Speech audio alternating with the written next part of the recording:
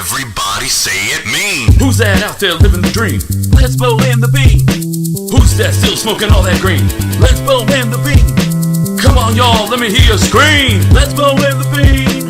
Let's blow in the bean. Let's blow in the bean. Go.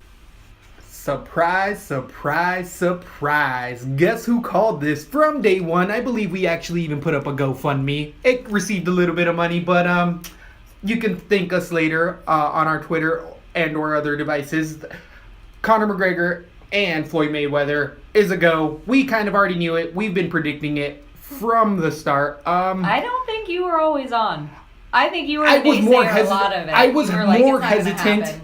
I was more hesitant, but I feel like there was shows that because when we did the GoFundMe, there was enough money at that point. Enough people Dana White had come out and already said, so I was like, no, the people that need to be saying something are. So initially I more than likely wasn't, but it's been a while now that I've been on board. Yeah, well, I remember when the last time, because I was in the beginning, thought it was going to happen, and then I thought it was just like, this is just a way to money keep talk. Their name. No, it's just the name they keep. Yeah, promotion. Just all marketing.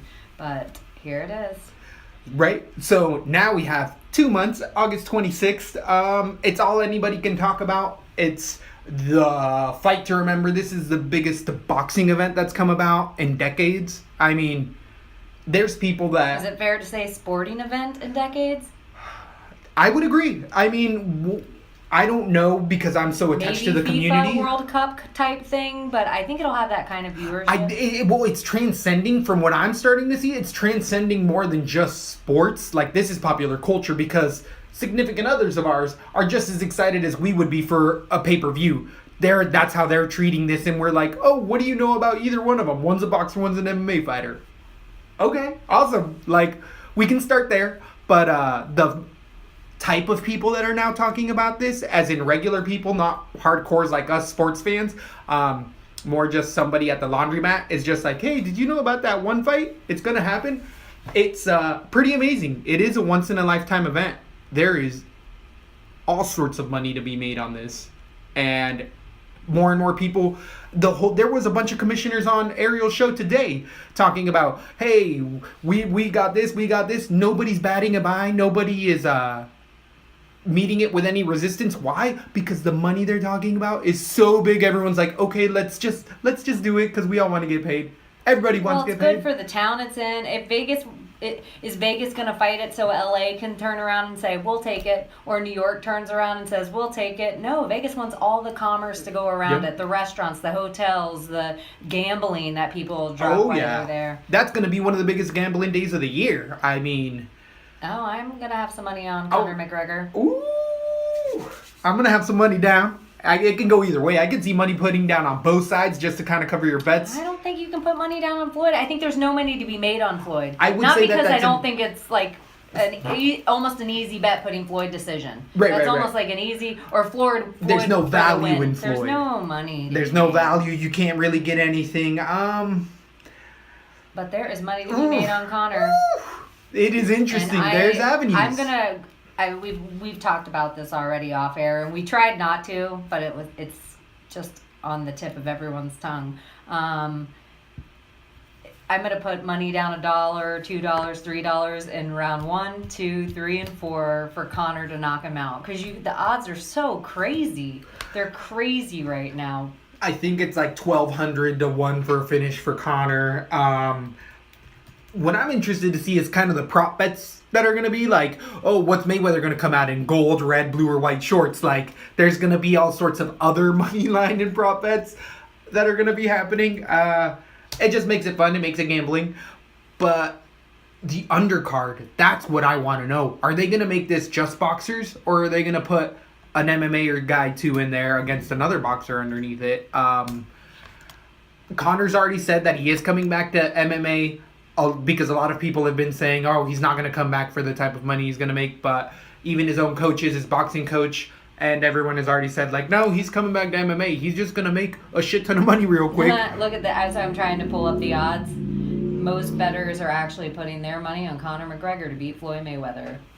And that's a BJPenn.com for the win at USA Sports. Whoa.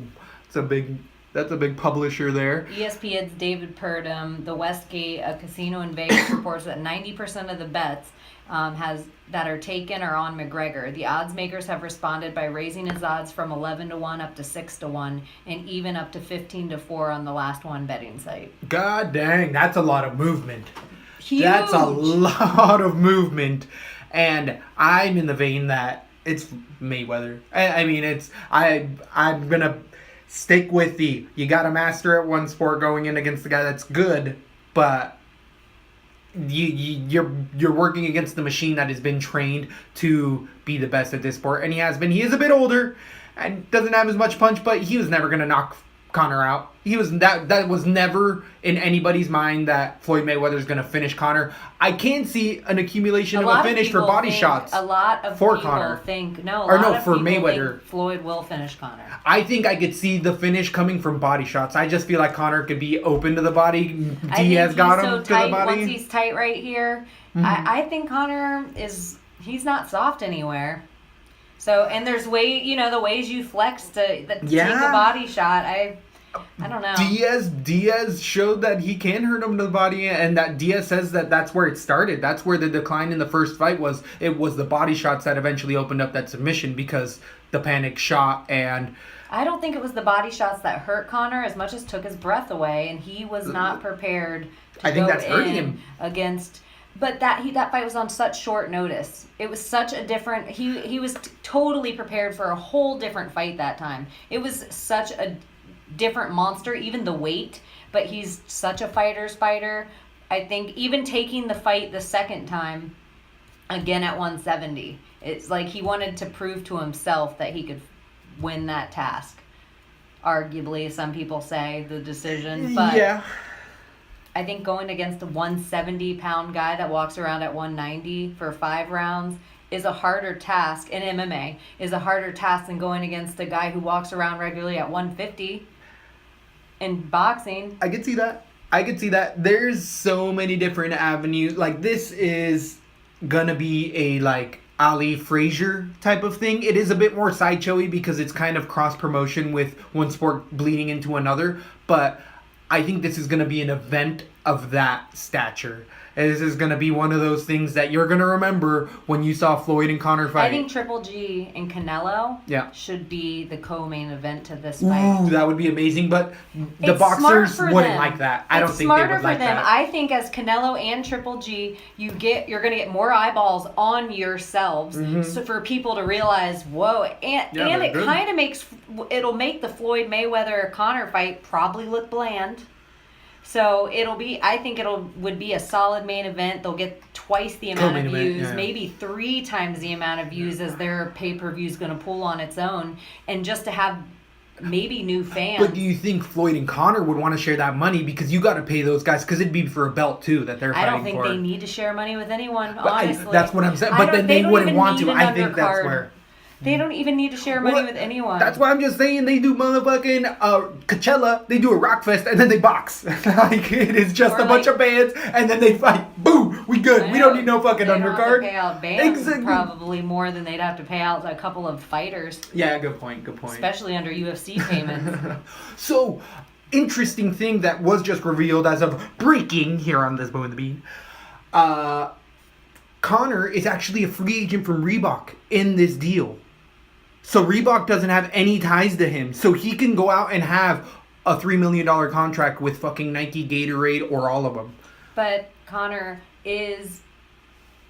we talked about it, I think, on the last podcast that I noticed on his fights. He was already sponsored by Reebok before Reebok bought the UFC.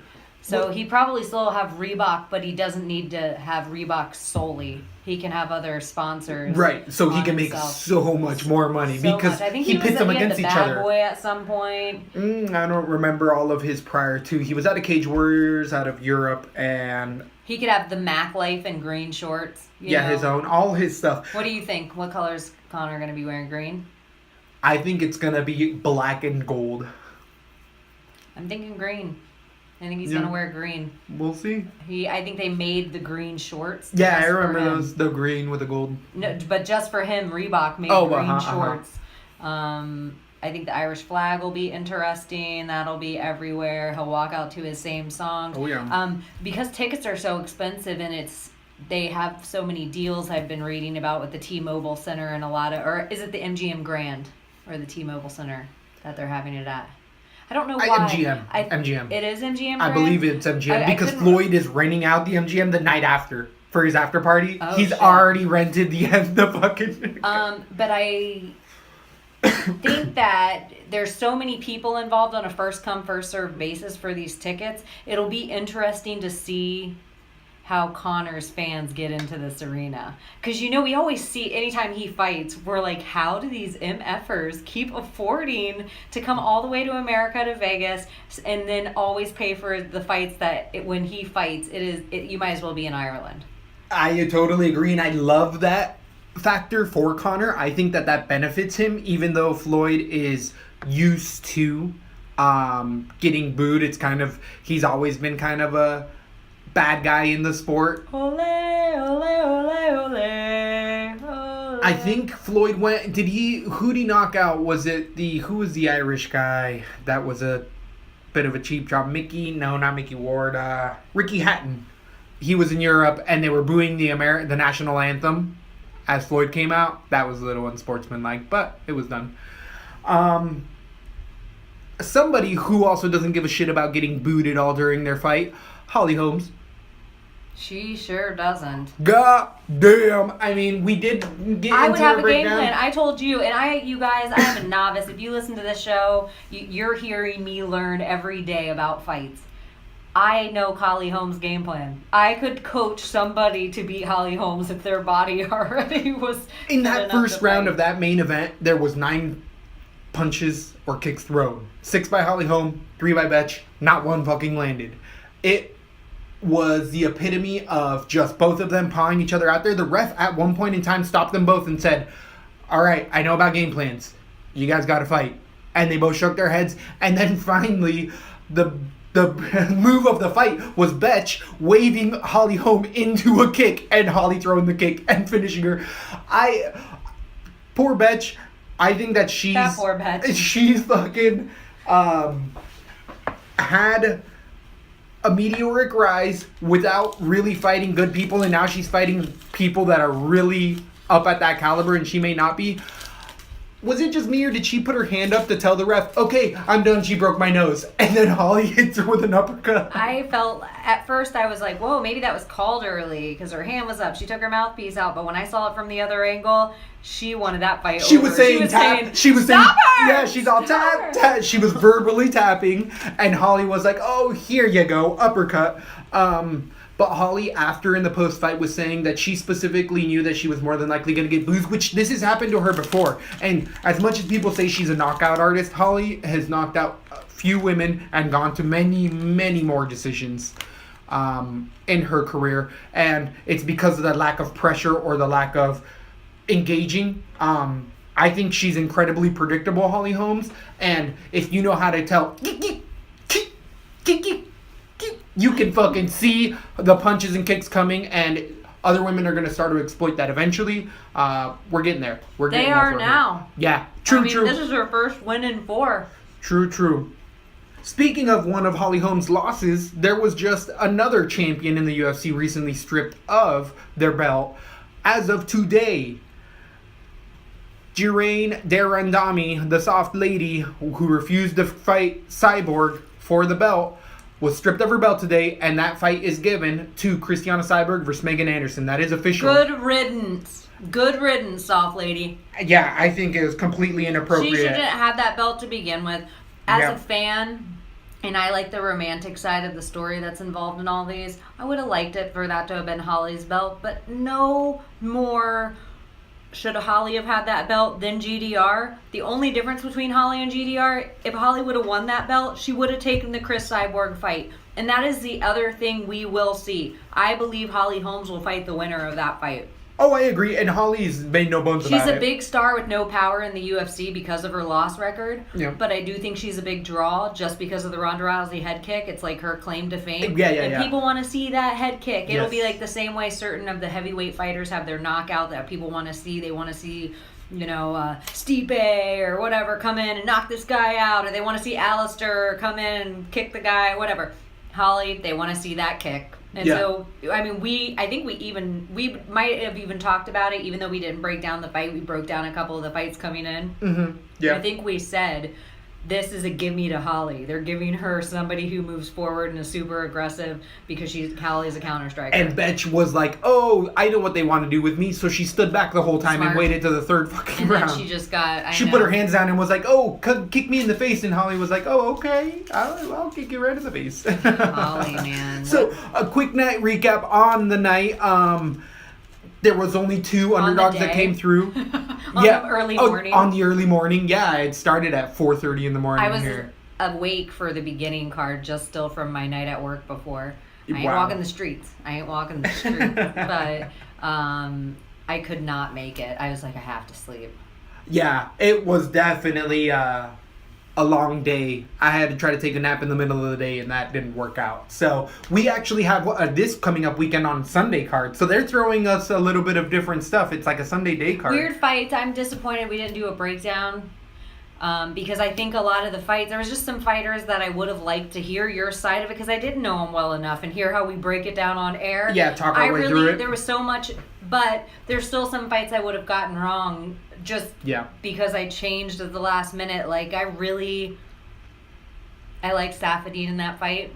I would have picked him anyway. I know it was weird, and I changed him at the last minute, but I just was unsure of the weight. Yep. And I think the one thing I like about him that I would have said is that I realized, and I've never been a fan, but he's going to be one of those guys I probably always pull for, even if they're up against weird guys. I think he doesn't seem flashy, and he doesn't seem fun to watch, but what he does is make amazing guys look average. And no one gives him credit for that, because it's not, there's nothing that you think of that you're like, Safadine, he has the bomb-ass blank. You don't think of anything. Right, but he just makes other people shine less bright. A jack of all trades, master of none, is a term a lot of people will use. That's not the original term. Oh, really? I didn't know The original is jack of all trades, master of one. Ooh. Because that's how you should try to be in your life. Oh, makes sense. It's a good goal. You should be a jack of all trades, but you should always try to master something in your lifetime. One thing, master it. That's a good saying. So the master of none, that's a weakening thing for us. I just found that out in the last few weeks. Like, I read it somewhere, and I was like, huh. Interesting. What I would have said on that card as well, and I know that hindsight's 20/20, is the Scoggins fight. And if I could get Evil Twin on here, I would, and he will say, you're 100% right, good twin, that Sakai, his only shot would have been on the ground, and we know Scoggins, MMA IQ. I had Sakai all week, and I let the fucking odds talk me into Scoggins. It's Scoggins' IQ, and it's always been his IQ, because every fight that he lost was because he was winning the rounds decisively. He gets emotional. Well, he stays on the ground because he wants to prove that he's good on the ground, but it's his weakest point. If he just stays standing up, he'll just knock the guys out because he has that type of movement. And I was literally texting Evil Twin saying, damn, Scoggins needs to stand up in that third round. There's no reason for him to stay on the ground. Who cares? Don't give Sakai that option. Sure enough, Sakai gets right around, gets into the back, and it looked like... who was it? Scoggins was just bewildered. He just let that rear naked choke just sink right in. And Sakai was close to being finished the first and second round. Badly. I also really liked Russell Doan. Those were the only... I went 10 for 12 out of the night, so I had a really good night. Nice. And I would have made a case on our show for Doan. Who else? I probably would have gone with Doan, honestly. There was a couple of them that he only lost the beasts. There was a couple of them that I so didn't care, and there was a couple of them I went back and forth with all week. And because we didn't do a cast, I let other sites I listened to talk me into shit I wouldn't have normally let them talk me into. Like, I don't know. It was just a... I think Safadine was a really good underdog play. I think I went 7 out of 12 on my tab for the night, which... above 50. But that's the other thing, too. My percentages are better than every professional I follow. But I'm not considered a professional. But my percentages of Yep. picks for the fights, and I pick all the undercards too, which a lot of them don't pick. They just pick the main event, main cards and stuff. Yep. Which the undercards are harder to pick, I I agree. think, because you never know what's going to happen, who's making a name that night. So I feel like I'm over 60%. Yeah. So I feel like That's above a professional I need to sports stop fighter by listening to far. other people. I need to just stick with So how would we be LATB. able to see your tap? What's your name under tap? How would we subscribe to you? Can't we follow? my Tapology? Right. I am Weak Neck Baby. Okay, you can follow me at Zoltan, that's ZULLTAN, and that's where I've been tracking my record for, it's quite a while, but you can see our stats on Tapology. They have really good resources. We recommend that you guys go on there because And it's if a you good do resource. go on there, do not like right now. I have like certain favorite fighters picked, or who I think's the best pound for pound in certain weight classes. Yep. Those are such naive. That was when I first started watching fights. The amount my thoughts of MMA have changed. Yep. And don't judge those. But my record stands. Yeah, because it'll tell you percentages like of how you've made decisions and what you pick, whether it's finishes or not. But it's a really good resource. You can You really can find hear a us talk ton shit of about certain fighters and then look and say, Cheney, you always get this wrong when this guy fights. Yeah, and because you can look see at the certain fighters statistics. in our voting records. Totally. So, Weak Neck Baby. Weak Neck Baby on Tapology. Weak WEAK. So, And I don't want to hold your weak neck baby. When that baby's neck gets strong, maybe. So, speaking of weak neck babies, unfortunately, somebody with a weak neck right now is living legend Matt Hughes. Our thoughts and prayers go out with his family. Hopefully, he has not woken up yet. He was in a wreck with a My train. thoughts and energy go And- out. I don't pray, but Whatever you sending do, good energy. good call. So, he was hit by a train somewhere out where in farming, and he has not woken up yet. His family has said that he's still not conscious, but he is stable, so that's good. Also, a recent passing of a somewhat of a legend, a old time fighter, Tim Hughes, was knocked out viciously in a boxing match as well over the weekend, and he actually went Crazy into knockout. ICU and passed as of yesterday. Rest in peace.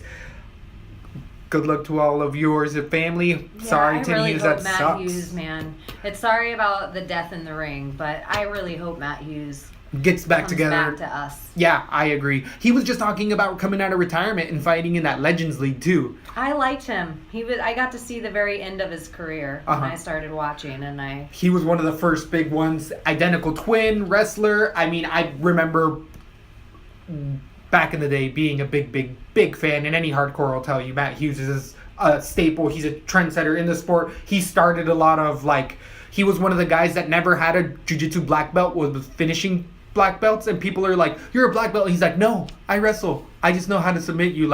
He never believed in belts and all that belt and stuff. So it was George St. Pierre. That's who George St. Pierre took the crown from. That's where he caught his name from, was beating Matt Hughes. Matt Hughes was the person nobody could beat, and GSP came in and said, I am not entertained or impressed. So, rough stuff going on for the UFC legends right now, but another day, another dollar, and we'll keep on tricking on. Jordan Parsons, do you remember the Florida fighter who passed away recently? Actually, his assailant was charged, and I believe not Josh Salmon. Not Josh I Salmon. know, No, he but died from opioids. Wow, we are having a lot of fighters that are dying. These are supposed to be some of the healthiest people in the world. But, I mean, Parsons was run over by a hit-and-run driver. So, his driver was just sentenced, I believe, to 3 or 5 years here in Florida. Yeah, exactly. It was a run. He ran a federal offense. He should have that many years just for the run. Yeah. I can't tell you, actually, the verdict. I know he was tried, but I think he got at least a few years. And it should be, rightly so. Definitely wear your fucking brights and wear flashlights if you guys are running out there at night. On military installations, if you're out at dark, you have to have a light or a belt on, and there's speed limits that are 50 miles an hour, but people don't get run over on military installations because you wear shit. Speaking of my niece is going to sign her papers in Tampa on Tuesday. I think tomorrow. Oh, fun! She's joining the Air Force, right? Force. Ooh, good. Well, congratulations to her. She's about to take a big step. She's been waiting for the physical results to get back for a little bit. Ooh, But fun! done and done. Good done for and her. Done, so. She's gonna travel and get out of her hometown. That nothing but good stuff can happen. A lot of fun training ahead of her. We stay out of silly conflicts, in quotes, conflicts. Right. Sandy parts of the world. Other world stuff. Wasn't there just some white dude that was running over a bunch of brown people in London, and people are all in uproar because it's not terrorist, but it is a terrorist act, and they're like this, and they how's it interviewed not? all of the guys outside the mosque, and they're like, this is a terrorist. Yeah, I better that see is. his name all over That's true. anything. It's He wasn't true. drunk. He's not crazy. He knew exactly what he was doing. This guy is a terrorist, and you need to treat him the exact same way you've been treating every Muslim It's 100% that's right. done all these things. I totally agree. Until I hate the word terrorist in general, Right. because it just makes them lose habeas corpus. I don't know what the version of habeas corpus is in Europe, but I'm sure the media, I always go back on both sides politically of all this crazy terrorist stuff, but come on, if it looks like a duck and walks like a duck, Yeah. I don't care if it's a white dude, it's still a terrorist. Come on. Totally. Put the name on it or take the name away altogether. But not only that, then there's the fucking dude who shot up the baseball game and shot our senator. What the? Come on, people. What are you guys doing? Get it together. It ain't that bad. You guys ain't got that much to complain about. Come on. You're living in America. Well, the people in Europe. Well, not the senator at the baseball game. I still don't know the whole story of that. So there was In the dugout, I knew they were all hiding in the dugout, and then they had like a prayer on the mound, and I don't care a for bunch all of of hugs and political hoo-ha so they can all get voted in next term. And I just feel like, no, I shouldn't even say it because we're on there. I'm like, damn, that guy didn't do any freaking training before he went out there. I'm like, oh, all those guys and all their jobs. We need new people. I don't condone killing anyone in political office or violence about it, but I do think our voting system could be tightened up. Ugh. Anyways, let's talk about fighting again. So Something back a little to more fighting. exciting. A little bit more on the. But I'll talk about whatever. Especially, we're gonna be on the YouTube soon, guys. I know we keep saying it, but we're working on our little studio we got going, and we've just been very busy. It has That's been moving and shaking. Flu has also been spread around. I season. got a touch of the swine flu. My hooves turned up. Swine. You ate too much bacon. It was bad. I lost a couple pounds. You want a beach bod in 4 days?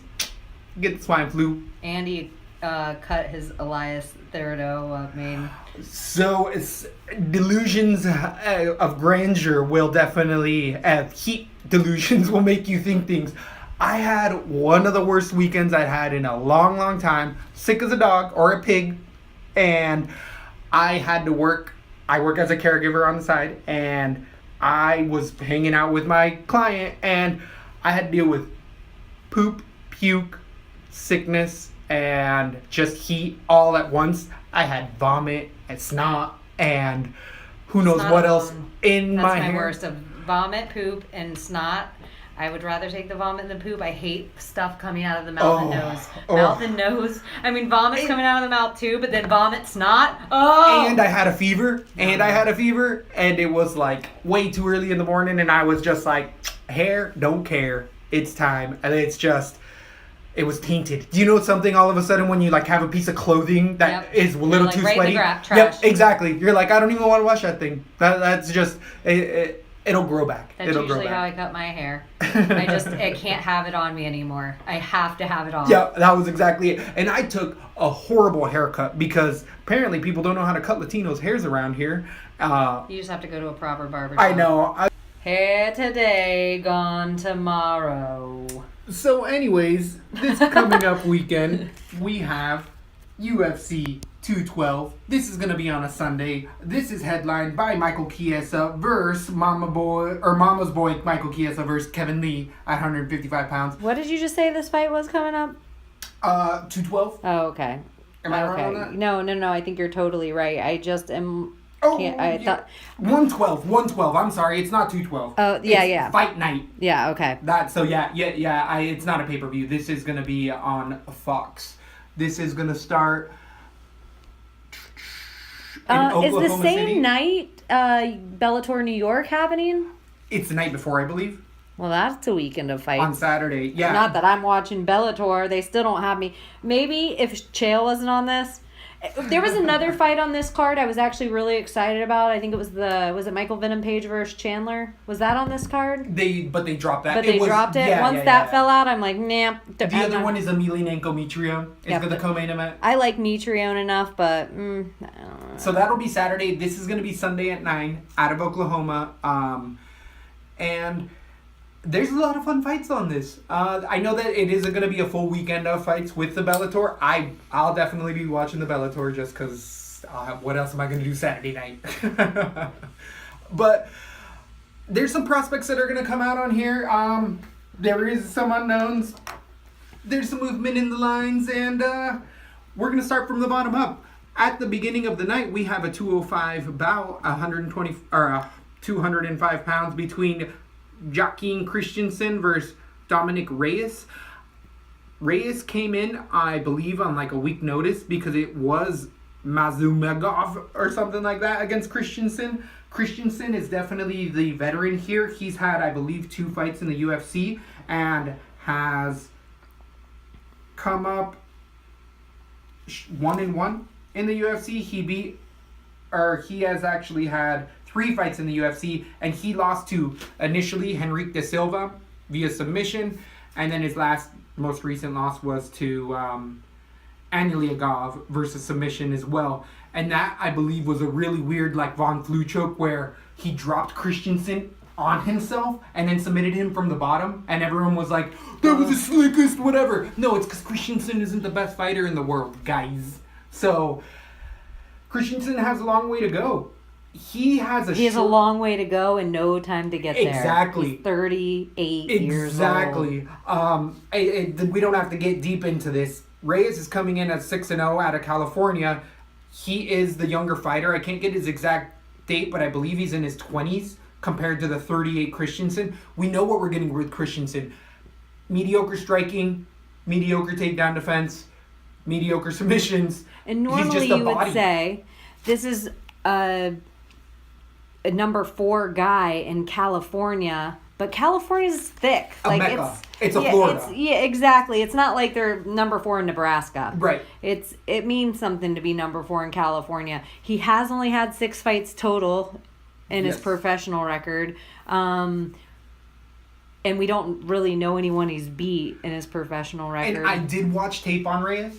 And the caliber that he's fighting is very low quality. He did fight out of LFA, I believe. And the guys are athletic, but I mean, they're just not that. One of the highlights I saw was one guy, just like Bethe over the weekend, shook his head because Reyes throws a lot of kicks. He throws a lot of kicks for a 205er. A lot of dexterity in his legs. And the dude shook his head like, you didn't get me. Throws a left switch kick. Boom. Out. He's night. Reyes has done that a few times. His takedown defense is okay. He's athletic.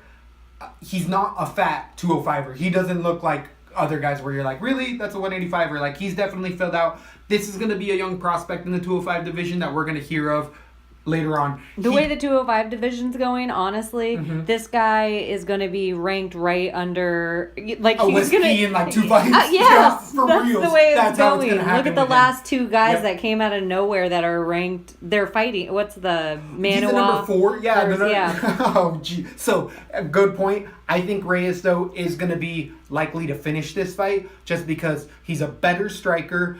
Didn't really get to see much of his ground game at all, but against Christensen, you don't have to worry about that anyways. I think this is just short notice fight for Reyes, and he was ready to take the step up, and now he's going to start a blossoming career in the UFC. I have TKO round 1 for Reyes. I do too, but I probably gonna go with my rule. Stay away from this one on my DraftKings. Even though I think it's a round 1 finish, I don't know anything about Reyes enough UFC. Caliber of His guys, competition is his low. last 6 fights, like their total roundage is like 30 rounds. Yeah. Or total Fights ever. fights total Yeah. 30. Like all of the guys he's fought, their total combined fighting records 30. So I'm a little nervous on that. Christensen, the guys he's fought definitely are better quality UFC fighters.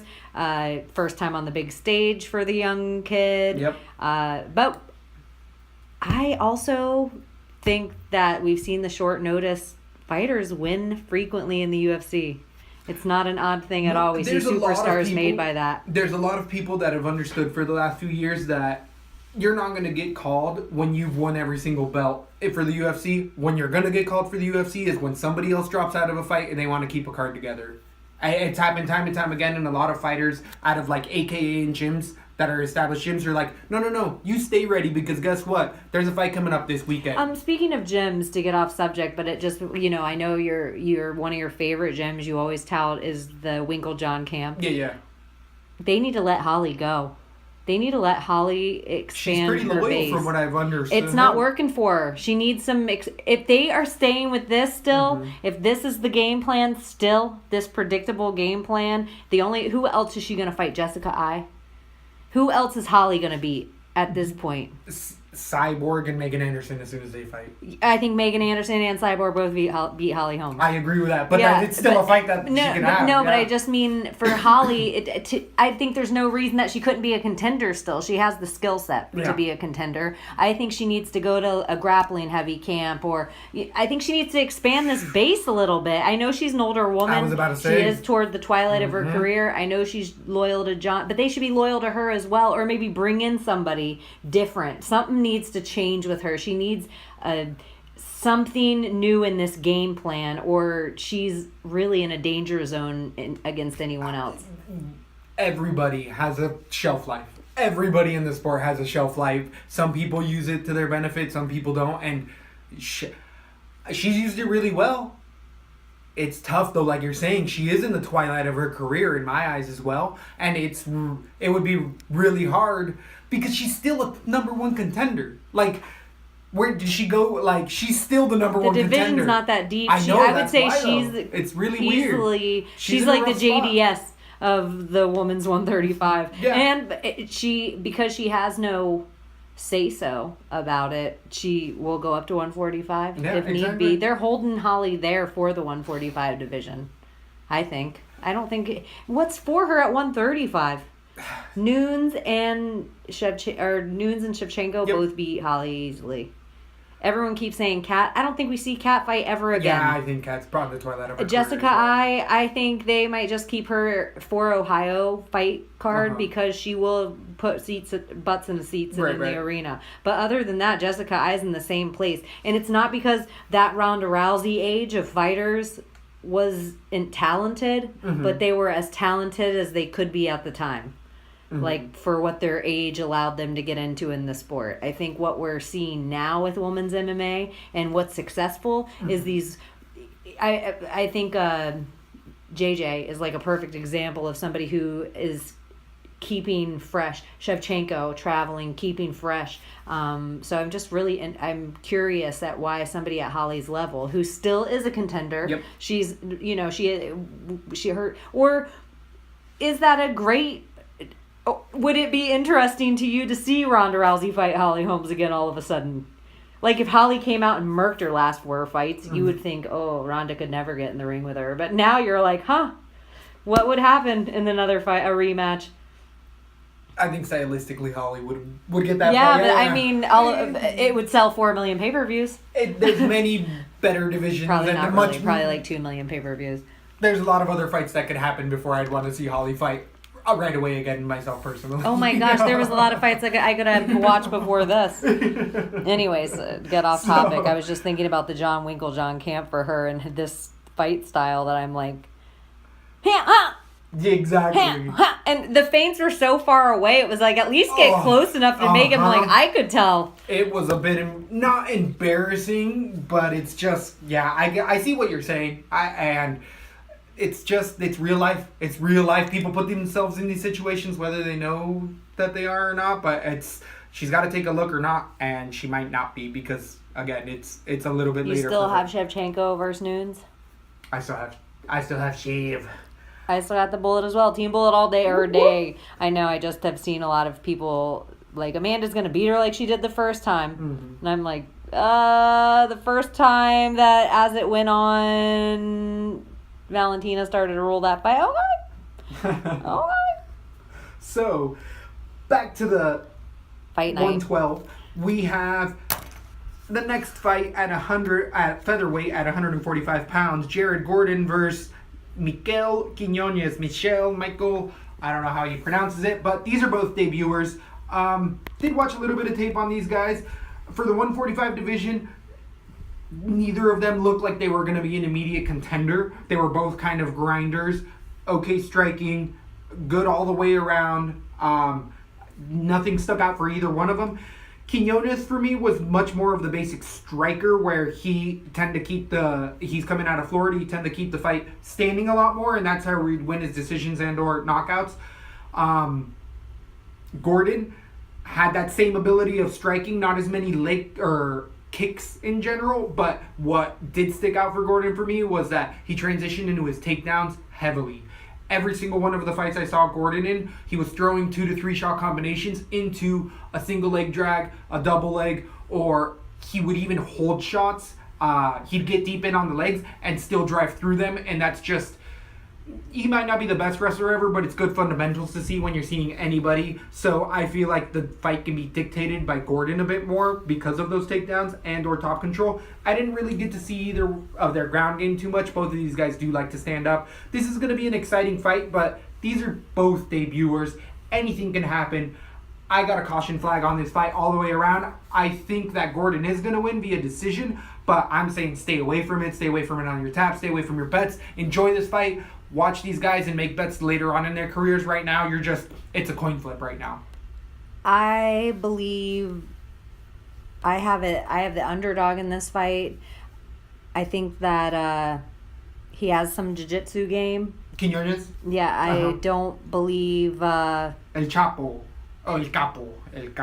Quiñones. Yeah, Quiñones El Capo. Gordon does have some good wrestling fundamentals. I think that the earlier fights that I saw of Quiñones, he did some transitions off takedowns that I was kind of impressed by. He did have weird kicks that I do think can clip somebody. Really what I'm going for here is kind of what we talked about earlier about the other guy being number 4 ranked in California. I think Florida has a thicker fight scene. I don't know what Pennsylvania has going on, but there's over 300 active fighters in that weight class in Florida. So to be 6th ranked out of the 300 active fighters, that's not too shabby in this state. We have monsters here. We have tons of good gyms. ATT riddles through the state, Black Zillions. I think the Wolf Pack is that somehow one of the split offs of Black Zillions? I feel like did they split off into 3 gyms now? And I feel like I just don't know. Or is the like Wolf the Pack? Armory, I think one of them that the Black Zillions. Where's Jason Knight fight out of? Is that the Wolf Pack? No, I thought he was something else. Yeah, see, but there's so many good gyms in there's Florida. Gyms. So I'm just gonna go with we're in Florida. I'm going to pick the underdog on this, and I might, depending on the cost, put him on 1 or 2 cards just so I can afford some more expensive people. Because either way it goes, I think it goes to decision, even if it's a loss. Because I think for Gordon to win the fight, it's going to be a grind out, takedown to the ground with minimal points on both sides. So I could see that, but I feel like I've been noticing trends with some of these lighter weight guys is that now reversals and takedowns are worth more on DK. That is true. That is really true. It adds up when you're 145ers and you get 10 takedowns because both of you are moving like rabbits. So moving on to the next fight, we have Tim Means versus Alex Garcia. This is a bit more of the veteranship we're seeing. Tim Means, definitely a long career in the sport. Highlight reels for days. We know we're getting a striker with a slick ground game, has a really good mission control, throws those legs up really well. chin is a little bit suspect, and age has definitely been one of the factors with a long career that there's just injuries and movements that he's talked about that he can't do because of a lifetime of combat sports. Alex Garcia is a TriStar disciple who is one of the biggest underperformers of all. I remember when he first came in, he was going to be the next title contender. He was going to be GSP's disciple. Freaking everybody was saying, like, this guy, he's only lost to top caliber guys in Neil Magny and Strickland. But he's more working on his way up, where I feel like Tim Means is working on his way down. Alex Garcia is good all the way around. He's a B-level striker. Jiu-jitsu, his ground game is underrated. So is Tim Means. I just see the trajectories of these two careers going in opposite paths, with Garcia slowly climbing, where Tim Means is hanging on, if not diminishing a little bit. We know what we're getting with Tim Means. People have game plans, and TriStar always puts together the best game plans for their fighters to win, whether it's exciting or not. I was just about to say, TriStar has their whole gym. I don't know why I always want to put Wonder Boy there, and he's totally not there. Mm-hmm. But the Spartan's there. Oh, he used to. Yeah. Okay. Elias Theradoa is there. Holly Holmes has such a TriStar game plan. Stay on the outside, kicks from afar, short jabs in the inside. Yeah. Anyways. So, it's cautious. This is a tough fight for me, because Alex Garcia is a bit open in his strikes. He can be outstruck. Sean Strickland showed that with his size, and Tim Means has that size that Sean Strickland does. Tim Means is a tall, long guy with good takedown defense and sneaky knees from the inside. I could see a knee coming up on the inside from Tim Means. I think that Tim can keep this fight standing more than Garcia can take Means down.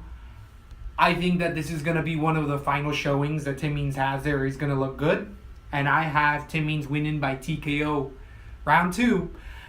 I don't know if that's I don't know. Like, I know that's a rough one, but I think Tim Means can exploit this specific Tim fighter. Means is the heavy favorite on this right now on tap. I don't know if the lines are out, but right now on tap he's the heavy favorite, 85%. Yeah. And most people think he's going to knock it out Garcia. I had Tim Means on this. The more I look at it, and the Neil Magny decision, and Neil Magny was looking hot back then. Well, Neil Magny also weathered a storm. Garcia gassed himself by almost killing him. And he was very new in the UFC at the time. I would normally like Tim Means. I always have Tim Means. Like, I did not like the way Tim Means looked against Alex Garcia last fight. Great point. And that was only 2 months ago. Yeah. I felt like he would have won the first fight, and then it got weird. I felt like he was winning the fight. Garcia, a Cowboy, didn't want to fight him anymore. But then the second fight happened, and he looked tired. He looked like he was somehow off his cycle. He looked like somehow the double weight cut in the short amount of time. I don't know what it was, but he looked tired in the fight. He didn't look good. I just don't understand how Cowboy came in and just pretty much murked him the next fight in. So I don't like this fight 2 months later against a guy that doesn't have as good a cardio. So if you do see a knockout, we know Dirty Bird, and we say it on the show all the time, the wide looping punches and straight punches. Dirty Bird has straight punches, and we know he has cardio into the third round. Yeah. So I do like the idea of a later knockout for Tim Means, but I'm going to go with Garcia decision on this. I think Tim Means is just going to be tired again. It's too short. If this was 6 months after that Cowboy fight, I would have Tim Means all day on this. I think he would grind him out, and I think he'd be able to knock him out by the end of the second, beginning of the third round. I don't like this fight so close. And it's been a little bit of a distance since the 4-month gap, and it was the knockout, the Mike Pyle knockout for Garcia. Yeah. I just like that better as far as health. And that is becoming such a big thing we're starting to see, is that we haven't been wrong. We're like, JDS knocked out too short ago. Boom. Yep. The knockout comes too quick, and we're starting to see the weight cuts matter more. And we're starting to see all these little things get tightened with USADA. I just don't like the 2 months. Tim Means, you're too old for that. I think you're making really good points, and I can see myself switching to Garcia with more and more what you're saying. In my head, I can just vision an overhand right coming over from Garcia, and Tim Means used to be able to take those and keep on throwing knees, but he hasn't shown that he can take shots like he used to. And look at his fights. I like Sean Strickland right now more than Tim Means. Yeah, and I think Sean Strickland, that was a year and 3 months ago, so that's plenty of time that Garcia has had time to heal. The last 2 fights with Cowboy for Tim Means were friggin' battles. Mm-hmm. There was kicks, body, they were just grinds. 2 months ago. Yep.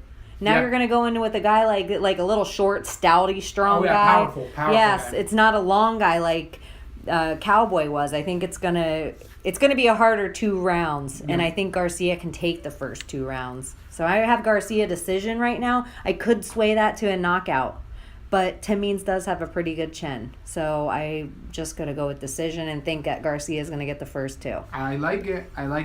Moving on to the next fight, we have a bout at 155 pounds. We have Devin Powell versus Daryl Horchard. Horchard came in on short notice, made a name for himself, losing to Khabib Nurmagomedov. It was one of those short notice things where Horchard, literally nobody would take the fight, and he said, "You're giving me a UFC contract? Yeah, I'll lose." I don't care. Okay, now he's in the UFC. So, Horchard, one of the things that what made really endearing to me for Horchard was that when he came in there against Khabib, he tried to finish Khabib. He wasn't in there looking for a loss. He was in there like, "Hey, you giving me a shot. What do I have to lose?"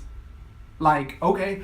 Started going after Khabib. Khabib eventually beat the living daylights out of Horchard, but Horchard never gave up. I believe it was called by a ref. Ground and pound, death by ground and pound. But Horchard has a fighting spirit, and that can never be undervalued. That's something that will always, even if Horchard's outmatched, he'll be able to beat guys with his sheer determination.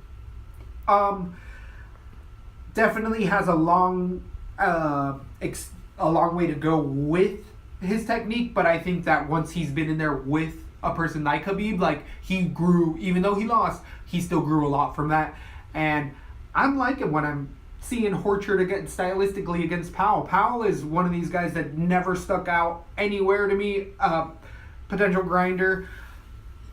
Looked like he had rough cardio against Close. That was a decision. That was his only fight in the UFC. He has a mix between KOs and submissions, but it's out of Maine, which the Maine scene, I don't know is whether it's too high. I do remember the Close fight, and it was a fight not to remember between Powell and Close, so I think this is just going to turn into a grappling match for both guys, and I feel like Horchard's determination and just willingness to want to compete in there is going to get it for him. But I think this is a decision all day. Stay away from DK.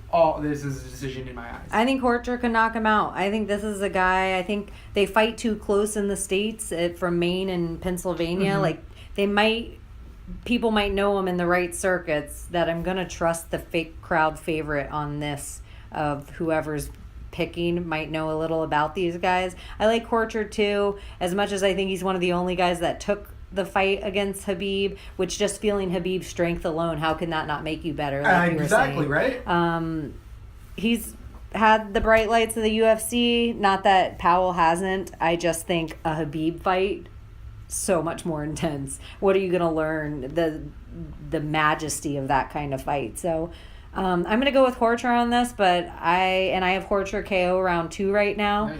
I just think the other guy's going to try to fight, and they're both going to they're trying to make names for themselves. I think it's going to be an interesting fight. I think it's going to be a battle until it's 2 gas fighters at the end. Yeah, I can see that happening in the middle of the second round. Yes, exactly. So I'm going to stay away from this all day on DK. Yep. This will be one of my DKs because I think both guys is going to try so hard to prove something. Somebody going to get knocked out. And I don't trust Horchard enough at this point, since I've only really seen him fight Khabib, that he ain't gonna get knocked out. So I got Horchard KO round 2 right now, but I am staying away from that. All right, moving on to the next fight at lightweight, we have about between Johnny Case versus Tony Martin.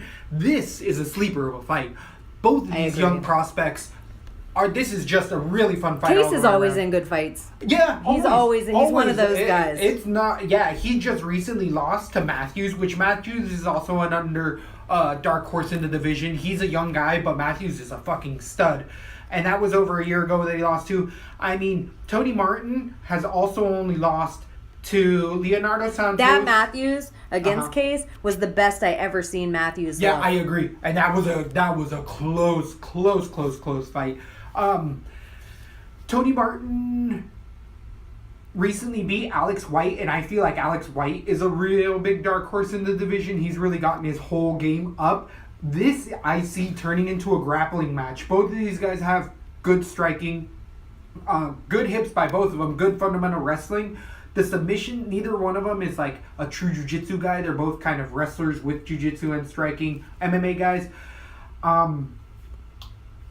Case is more of the traditional wrestler and uses a lot more of traditional wrestling techniques to get to where he wants to. I think Martin can beat him there and then could have the slight advantage on the ground. But this can turn into who's ever on top is just going to ride the other guy out for the whole round, and it can turn into 3 rounds of that. I'm giving the slight edge to Martin. I feel like he is an underdog on this, but I have Martin decision. I just see him winning the ground exchanges a bit more, and that's what's going to matter for me.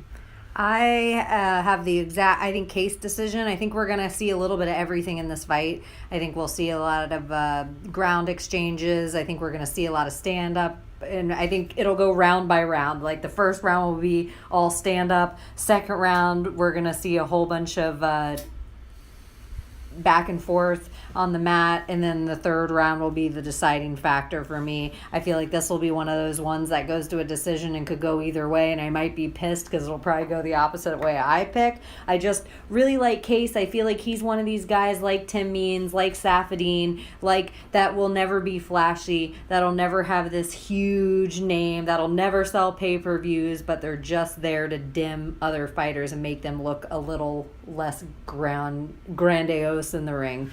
I think that's a great point. I don't think Tony Martin is that grandiose yet, and I think Johnny Case, the Matthews he fought last time is far better than the Martin this time. I like to think at his age he's getting better each fight. Mm-hmm. Johnny Case is one of these guys I like to watch. He's in the right division. I think he's still young. I mean, they're both young. Yeah, same age. So, yeah, I like Johnny Case in this, and I got Case decision. I don't think either guy has a really weak chin. Yep. This is a fun fight.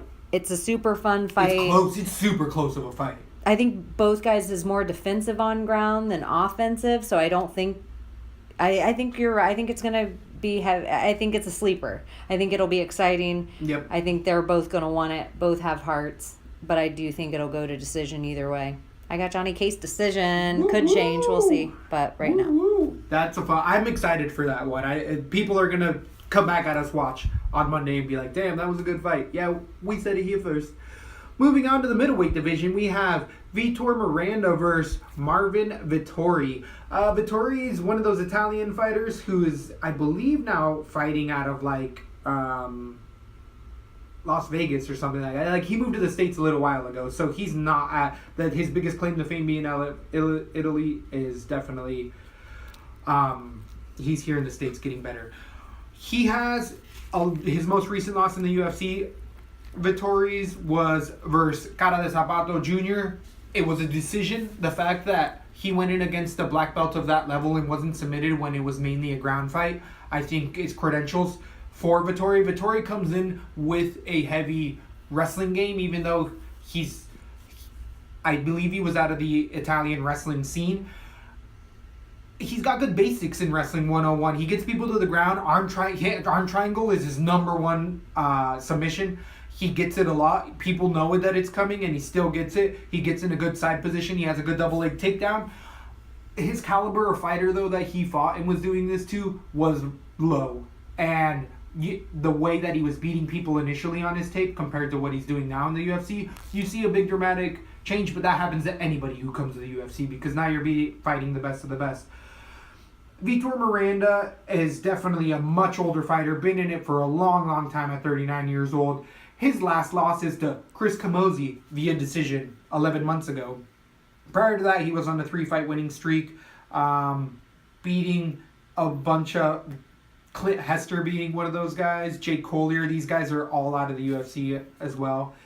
And he also lost a decision to Cara de Zapato, so they have a shared loss in that. Miranda is the striker. He's the Muay Thai guy. He has a lot of power. Throws a left kick really, really well. On the ground, there's really not much of a ground game. There was never any time that I've ever seen Miranda want to engage on the ground. If anything, he stands back up. So it's whether Vettori can take any of the strikes that get thrown his way, walk through them, and land one of his own. Vettori is also dime piece. When you see him, he's like, who's that Borrachina? He's fucking cut out of goddamn stone. He's a good-looking kid for sure. But he has shredded. tattoos in the right places. Yep. He has a good build. Yeah, for his weight, he is totally shredded, all right proportions. He's like, he looks Aryan. Blonde, blue eyes, tall. Yeah, I think that he's like a statue of David. I think Miranda is holding on to his career in this fight, and I feel like stylistically, I could see the UFC kind of being like, we got a young guy who has power, because Vettori does have power. His striking isn't there yet, but I think Miranda is a little bit slower, even though he's got that veteranship. I think going in against a 23-year-old to a 39-year-old, Miranda's he's getting outshot. It's a newer model he's coming in with, and I just think Miranda's on his way out of the Division E in the lacking division, just because I don't think that he's ever been the best caliber of UFC fighter in there. And yeah, he was just in the right place at the right time, and has had a long career in the sport, and I think it's time for him to move on. I have Vettori TKO round 2. I could see that moving up to round 1. I have Vettori submission round 2. I agree with everything you said. I think a guy we're seeing in the UFC from a 39-year-old and what you needed to know, you could be the best in your field back then in the UFC and make a name for yourself, whereas now you have to be the best in 3 fields. You know, it's a different game than it is. I think Vettori's one to watch. I think he has a country behind him. I think he's good looking. I think he's marketable. Yep. He's all the right things. I like the romance novel version sometimes of the UFC, and Vettori fits into that. I think this is actually a feed me fight to excite the fans on the preliminary card. It's the right weight for a knockout, and I think they are doing the right thing here for the entertainment aspect of the UFC and the company that manage them now and everything. I think Vettori they're feeding this fighter. They want to make him look good. I could see that too. And it's a perfect stylistic matchup. But I think it could be a KO just as easy as a submission. The only reason I go with submission here is I think that Miranda does lay heavy punches. The power is the last to go. I don't think Vettori's going to like the way that feels, and he's going to sink back into his ground game a little bit, and we are going to see some sort of guillotine choke, jump into something. But the Chris Camozzi decision from Miranda last time, Chris Camozzi goes to sleep. He isn't known for the longest chin, and he wasn't looking great in that fight, and Miranda still lost. You're making great points with, I'm thinking my TKO round 2 call with this, because Miranda gassed after a round. And he throws it all in the first fight. Exactly. But it is slower. There is power in it, but Vettori, even if he doesn't get out of the way, that chiseled chin should be able to take a shot or two and get it to the ground and then just wear it out wherever he needs to. But I think a finish round 2, either way. I got submission, you got TKO. The only thing I see changing on this for me could be that. I could change it to TKO. Totally agree with you. But I like round 2. I think he feels him out the first round. He had a little more patience. I remember thinking he was going to be really young and hungry in his last fight, and he had patience. So I like Vettori. I think he's going to be one to watch for a long time. I think this is a card of that. I think there's a lot of people on here. We're seeing the Tim Means and the Vitor Mirandas, and like some people fall out here in this card. Yeah, I agree but with we're that. going to watch a couple other people climb over them. Yeah, I totally can see that being a narrative for kind of this. And we're getting a lot of these cards coming up, and it's good because we need movement. There needs to be movement in our divisions. It gets a little stagnant when you just have one person at the top nonstop. Moving on to the next fight, we have a bout at the strawweight division, 115 pounds, between Carla Esparza versus Marin Moroz. Marina. Sorry. It's the Iron Woman. We have the Iron Lady, and she's the Iron Woman. Normally I have problems with that, but since that name's no longer in use, I think Moroz is the new Iron Woman. Well, no, the Iron Lady is... I know, but I just think no more the new Iron is... Iron Woman. Yeah, GDR. Should just be GDR, really. It should just stay as GDR. It's so unfortunate for her, man. She did it to herself. She could have just took the Cyborg fight. She should have just taken the fight. Yeah, just shut up, take the fight. Get a rematch. Not have the fear about it. Yeah. Take the fight, so what? You lose a fight. Yep. So what? And then you have 10 fights to come. Big, Exactly. You could have a career. People respect you in the UFC purely because you took the fight. I don't know. I agree with you all day. It just seems unfighter characteristic. Totally. It's something that I feel like might even affect my betting odds against her, because all of a sudden it questions, like, what is she going in the ring if she doesn't want to be the champ? Because she just gave up, essentially, the belt. Like, what else could she be striving for in there if it isn't to get that belt and retain it? Is it money? Because not fighting is not a way to not get money. Like, do you question fighters that fight for money alone? No, if anything, it makes me want... And it'll make me choose them more because you know what their incentives are. Well, maybe that's GD. Well, yeah, she must hate money because the best female fight you could take is Cyborg. So she's not fighting for money. And if she's not fighting for a championship, her belt, it's not just the championship. She actually has the belt. Because they stripped it from her and gave the option to somebody who's not even in the division. I love that. Because the UFC screwed around with Megan Anderson for a few months now. They've even set up, gone to Vegas and, her fly to Vegas and then not meet with her. I believe this is a power of Twitter. I think, and social media and Reddit and things like that. But I think that the fans want this fight for Cyborg. Cyborg asked for this fight through the fans. The UFC was kind of ignoring her. Cyborg gets the fight first. No one gives a shit who the opponent is. They're like, whatever. We just want to see Cyborg fight. Yep. We just want to see Cyborg fight. So they're like, okay, we're going to put Cyborg on 214. Who's the opponent? All the fans' best case scenario was Megan Anderson. I think the UFC was just waiting to see how she gets through her fight. Did she finish that fight? I'm so out of the Invicta loop. Did she? With who? She had a championship fight that we were talking about. Did that just happen? Yeah, she did. And she won. I think. Yep, No. I think she had one coming up that I didn't know if it was in the next few weeks. Last time we were talking about it. For Anderson? Yeah. She had an Invicta fight for the belt. I don't know if it just happened or if it's happening in the next couple of weeks or if it's all changing now for the Cyborg thing. I think it's all changing for the Cyborg thing now, where she doesn't have a fight in Invicta, because Invicta is owned by the UFC and it is a feeder league and they've made no bones about it. So, even though she won the belt, it was just kind of like an uncontested belt. I think the 145er had moved up to the UFC prior to that. So it's evolving. It's going to be changing. Megan Anderson, regardless, is the top echelon of the 145-pound division in the world, regardless of the organization. Megan Anderson, Christina Cyborg are the epitome of the top. So let's see those fights. The interesting thing for me with it all is Megan Anderson is a real 145er.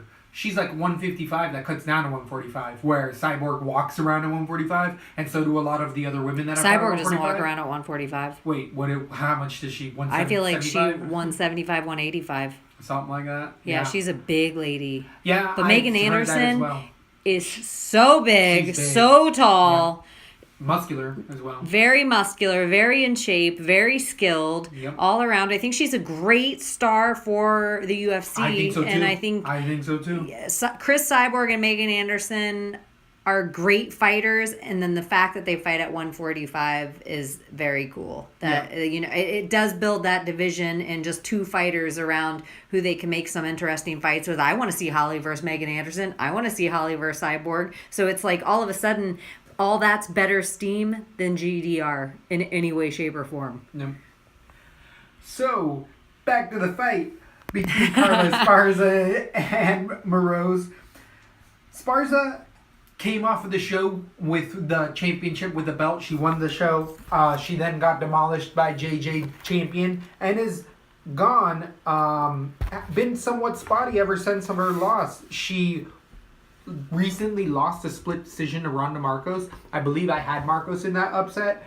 You know what you're getting with Carla Esparza. Takedowns. Limited ground and pound. But her ground and pound is her biggest attribute. Striking is D-level striking, C-level striking. Very rudimentary. She has been at Alliance for a long time. Felice Herring has been one of her number one training partners for a long time. And I would have thought that we would have seen that transition in her striking and mixed martial arts improvements earlier in her career already. And the fact that it hasn't. And I'm just like, okay, we know what we're getting with Carla Esparza. And Moroz is definitely going to be the more all-around better fighter in my eyes. I do give the wrestling to Carla Esparza, but that's it. That's the only thing I give to Carla Esparza. I feel like Moroz has the entire rest of the fight, and I think Moroz's takedown defense is gonna be up to the test. Moroz only has one loss, and that is to Valerie Letourneau. Letourneau's been iffy in the division. Letourneau's lost to better people than she should have. Letourneau got her nose all cracked up by she got JJ. kicked in the tit. She got kicked by in the Calderwood. What else? You know, my thing with I think I everything you're saying 100%. I totally agree. I think it goes to decision Moroz. I think Moroz shines everywhere. I think Carla Esparza's wrestling 101, which is awesome when the division first started and the caliber she was going against. But I think once those women from that season of Tough House got in with wrestling coaches, it was stuff they fixed very quickly. Yep. Once they got with the right wrestling coaches, I think Paige would beat Carla now. Beck would beat Carla now. I think all the girls that have taken their skill set from that season to the next level with their camps. Ronda Marcos did. Exactly. Every way. And I think Moroz is this. Carla Esparza is the Ronda Rousey women's divisions of yesteryear. She's the one-trick pony that it was awesome when she was first coming in. And I was never a huge Cookie Monster fan. Right. I always wanted her to... But I think JJ's style of fighting has changed the game in that division so much. And the people that are training for JJ now, we're seeing this level of... she's made the division better. Oh, yeah. And women have learned Carla defense matters. Is like that of yesteryear. It's like the same way of talking about Shevchenko to Ronda or Nunes to Ronda now. It's kind of like comparing that, and not to say that Moroz is by any way a JJ, but she is definitely somebody evolving, and if she is the underdog on this, she could be the Leslie Smith. I think she is the underdog. Via tap, she's the underdog, but the lines aren't out. We're ahead of the game here on Let's Both Be. Esparza, if she's favored in this fight, I think Esparza is one of the overrated fighters in the UFC, and I don't know too many more fighters that do not like being punched as much as Carla Esparza. I would agree that we have seen out of women that Carla Esparza can eat a couple shots, but once she realizes if that takedown doesn't manifest, or if she's a front runner in the sense that where Carla Esparza, if she's not winning the fight, she's losing it badly. Like she folds. If she's ahead, she's gonna do fine. But if she meets adversity, it gets real rough. And Moroz is a scrappy fighter. She's got a good gas She's gotten so much better leaps and bounds each fight. You can see it. And if you're looking at anything, you're looking at that JJ fight versus Esparza, because I feel like Moroz could mimic JJ's style more than Esparza could. So when you good hips, stay away. She almost is a fair mix if Andrade and JJ had a ring baby. It's not that she's at the level of either of those two fighters, but her fighting speed is the between them two. Yeah. But that stand-up style, she's scrappy. She won a split decision over Taylor, and Taylor just beat I like Danielle Taylor. We love her here. Yeah, we think she's up and coming. Yeah, I have mixed feelings about Taylor, but she's fun for the division. But same as all these other women that we've seen since they've left the Tough House. She wasn't in the Tough House, but in the same... she's had the longevity of how we've seen their careers change. Like Carla's best win is against a Rose that she could never beat now. Right. She could never, but that made Rose the Rose we see now. Sure, that sure, Carla choke out. I think it was a choke. So the thing though that I do gotta caution with this is I am leaning more towards the Morose decision. Is that Carla does have where Taylor and Sechin and who beat Morose, they're not wrestlers. Like Morose hasn't faced a wrestler that can really put it on her. That is very true. So it can turn into a decision. Carla Esparza, because as we're saying, if Carla's a front runner, if she does get on top, she'll ride her out 3 rounds and just stay on top. And that can happen in this fight because if that takedown does accumulate it's all about the takedown. And we're going to see in the first 2 exchanges, we'll be able, you'll be able to tell who's going to win the fight. Yeah. I have to think the same. Morose's camp has to study the same shit. The JJ fight. You watch the JJ fight and you say, okay, we're fucking... This is the game plan. Yep. This is the game. I think you even stay further away than JJ. Forearms on the clavicles. That's all. Morose, if she puts her forearms on the clavicles, you can't reach somebody if they got a hand right in your... John Jones, Holly Holmes, they all do that. They'll just put a palm in your face because you can't get their hips when you do that. A lot of stiff arming in this for Morose if she wants to win this. I am going to go with the slight dog right now. I think we got our... Leslie Smith so far. I think this is one of the few unders we're getting.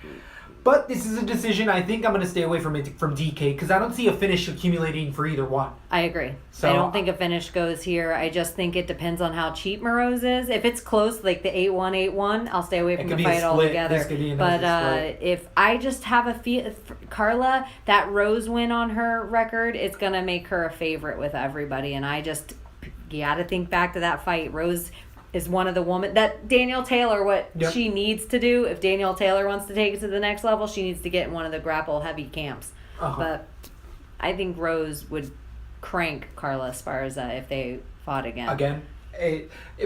Everybody, and I had Rose in that fight because I thought Rose was gonna, but even Rose came out after that fight and said mentally she wasn't there. Cookie Monster, her head game's got her because she had the ability. We're seeing a blossoming talent in Rose. Can't wait for those fights to come about. This would be a fight, though, for Carla. She needs to show me some grit. She's kind of, if I'm going to compare her to somebody, she's the Cejudo of the women's 115. There's like something about her that's so good. There's this skill set that's so honed, especially compared to women in her division. But there's something, I mean, we've seen Henry Cejudo has changed it. We've seen fights where he's gritted up, his stand-up game's gotten so much better, his striking game's gotten so much better. This is what Carla needs to do. She needs to follow whatever path he's taken in the last 2 years, and that's what Carla needs to do. Because she's known, she has a following. The 115 can use all the followers it can get. I totally agree. Totally agree. So, moving on to the next fight, we have at light heavyweight, 205 pounds, between Josh Stansberry versus Jeremy Kimball. Both are UFC returning vets. They are both losing off their last fights. Kimball's being a loss to being his debut versus Rodrigo de Lima. This isn't the de Lima as before, or is it? Yeah, I think so. I think so. It's the 39-year-old that we're saying is losing a step and should definitely not be winning so many fights. No, that's not Lima. That's not De Lima. That wasn't the right De Lima? We had a De Lima earlier. No, because that's Miranda. Oh, God damn Vitor it. Miranda. Oh, I'm thinking... Racist. De Lima looks like him when he's bald and he has a big frame, but De Lima has no chin at all. Either way. No, but I feel like De Lima, we saw after he knocked this guy out, I feel like we've seen him fight in the last couple of weeks. Yeah, I agree. Yeah, he's fresh in my head too. I see, remember. Yes. Yeah, and I picked against him and I feel like he just lost badly. Kimball is coming out of Colorado Springs. There was nothing I remember ever seeing, even in that De Lima fight, that was like, whoa, Kimball's going to be something. He looked like he was a little bit lacking in the gas tank, even though he is out of Colorado. He was just slow and labored. Again, nothing off the top of my head that made me think this guy's going to go places. He was knocking out guys out of the regional Colorado scene, but I don't think there's many guys I've heard come out of there other than like Cowboy different weight class completely.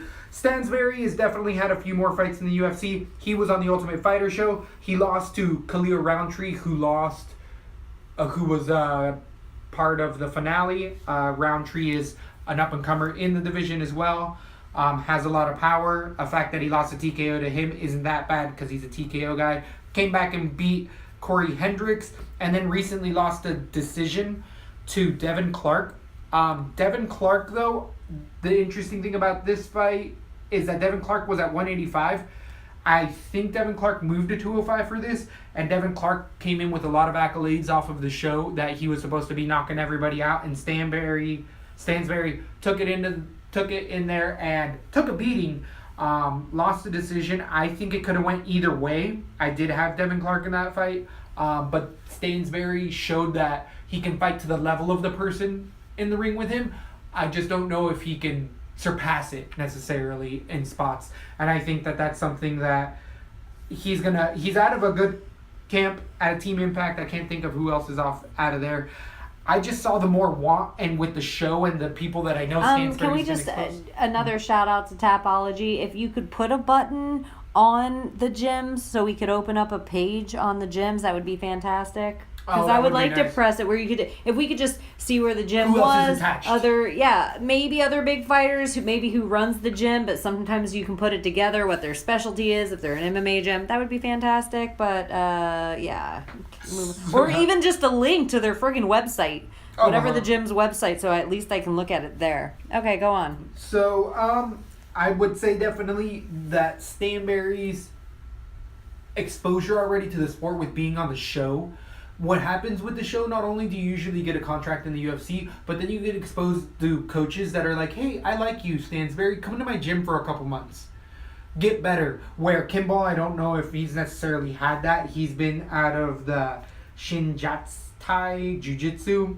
I know Kimball's ground game is where he wants to go, but I think Stansberry's definitely grown leaps and bounds. I'm curious to see whether Stansberry's out of this stayed out of Impact. I feel like I have heard that he's gone around to different spots. I have Stansberry actually TKO round 1. I just think he's better all the way around. I think that Kimball, in what I did see from him, didn't look good, and I have Stansberry finish. Stansberry is the underdog on here right now. I think that'll get closer as the fight goes on. I don't understand how Kimball could be a favorite unless people are just looking at the record. And I understand it's out of Colorado, which is kind of a fighting state. But Stansberry has so much more exposure, so much more experience, so much more. And the big, huge thing I look at, I don't like a knockout 3 months ago. I don't like this at all. So a guy that has heavy enough hands, once you get to a 205, they all have heavy enough hands to knock somebody out. I just think Stansberry is going to knock him out, but I think it's going to be later. Because I think you're right. Kimball gets gassed, weak arms, loses power quick. His head droops. I see an uppercut hitting Kimball.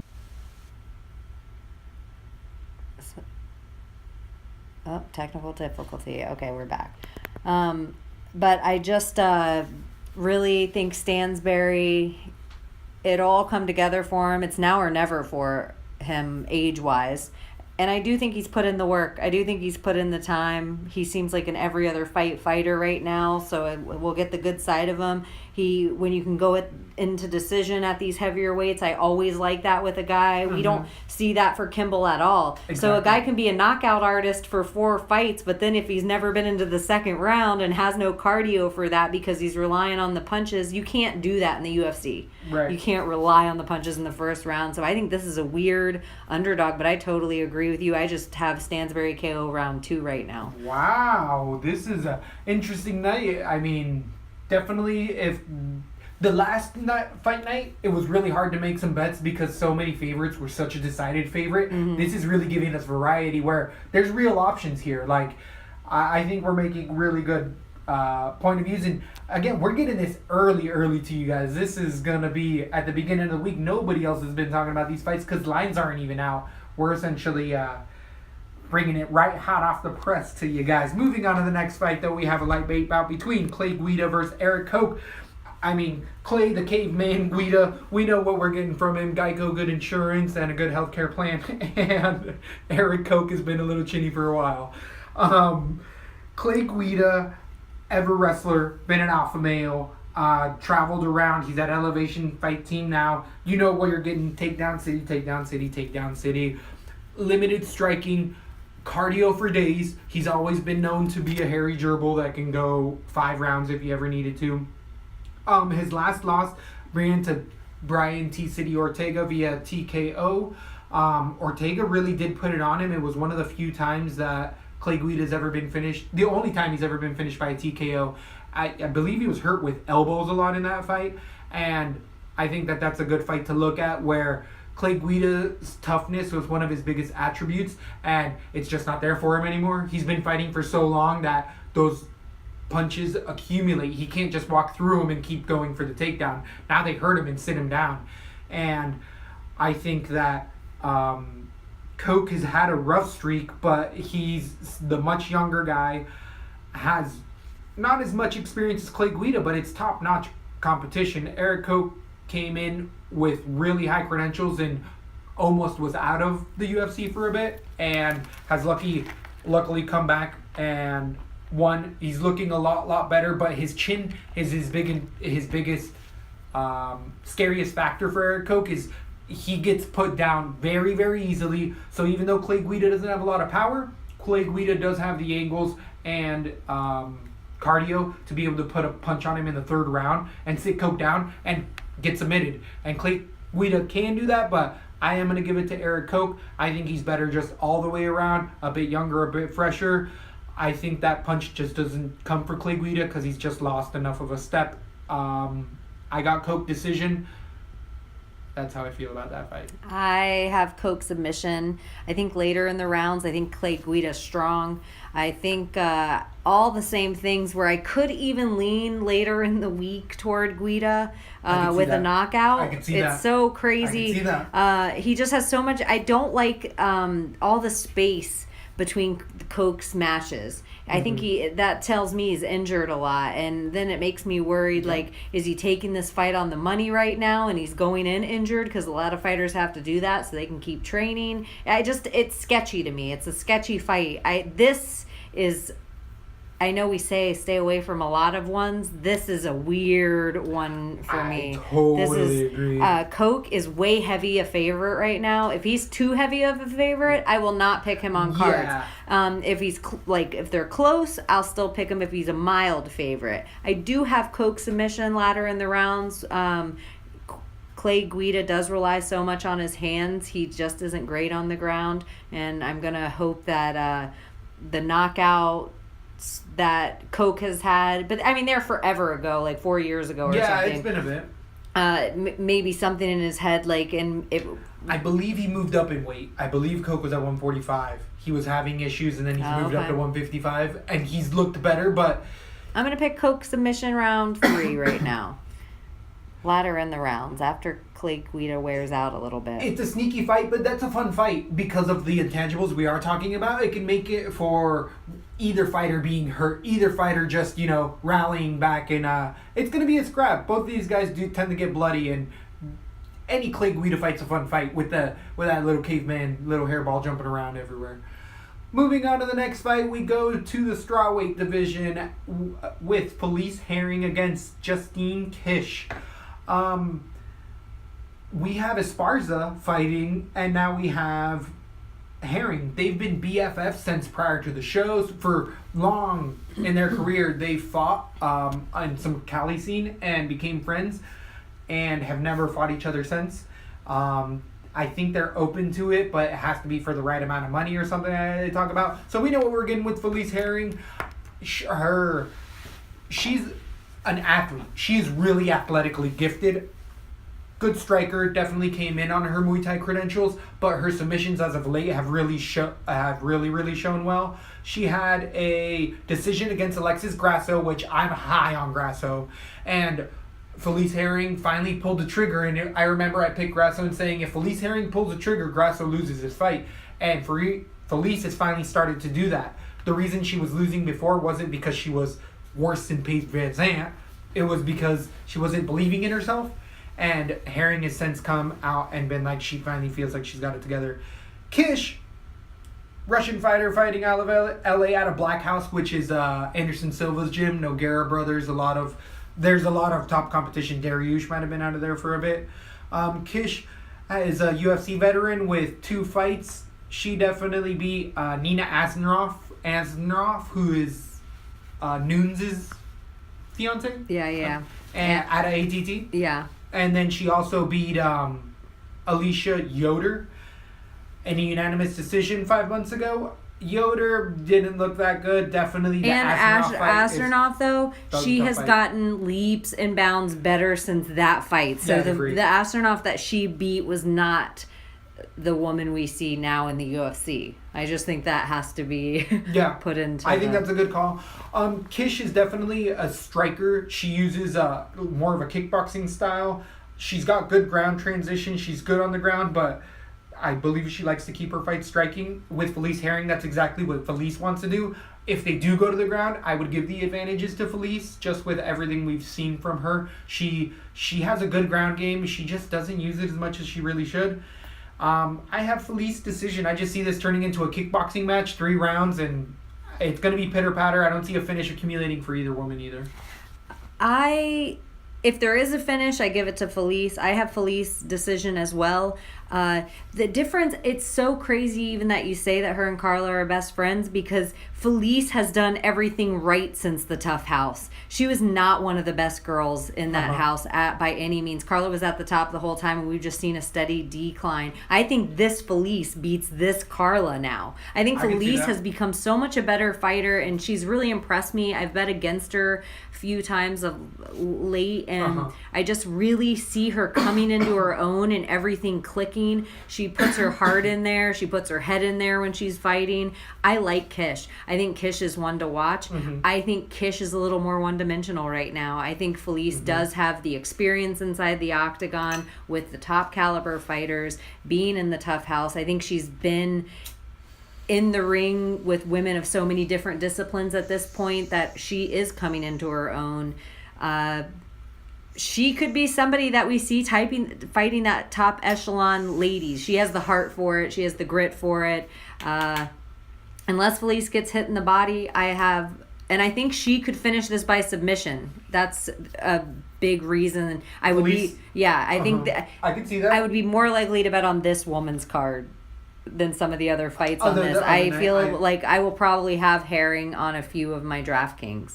Like I can, which is, some of the women fights like this I tend to stay away from. Totally. But I think she's coming into her own. I think we're going to see her make her little run. She has a high output, which is always good for DK. Felice has got a good gas tank, and I give the check marks as well.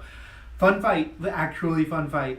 So moving on to the next fight, we have a featherweight fight at 145 pounds between BJ Penn versus Dennis Seaver. The retirement match. This is... Are they both retiring? No, but they should be. Well, what actually should have happened was this should have fight that BJ Penn should have fought, not Yair. He should have fought this on his way back into the UFC. It would have made way more sense. I could see either of these fighters retiring after this. BJ is a fighter's fighter. He definitely had a rough showing against a young up-and-coming talent, and Dennis Seaver's more his pace. We know what we're getting with both of these guys.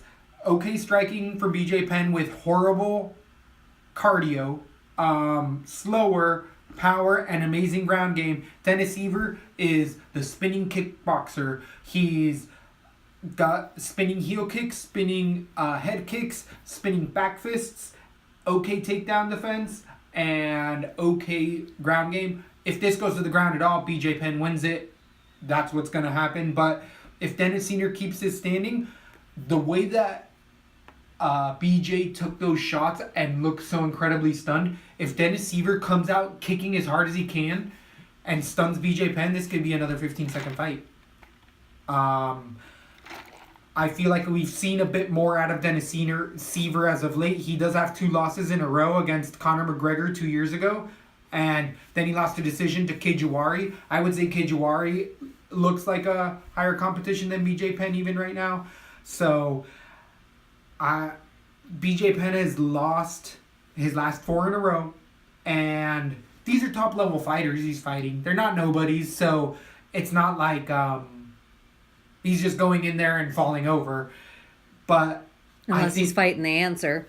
We've seen the best of BJ Penn, and I don't think he's gonna make a title run. I don't think he win or lose. Where does he go from here? I don't know. Either one of these fighters.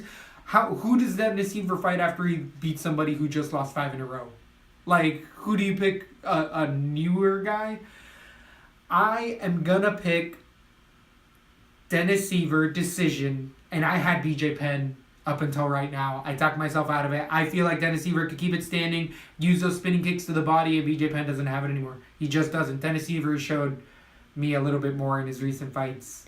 Dennis Seaver has had a long time to heal. He is another example of a guy who sometimes makes other guys look mediocre. He doesn't do anything really flashy, but he is powerful as F for the division. Oh, yeah. He can land a spinning heel. He can land a head kick.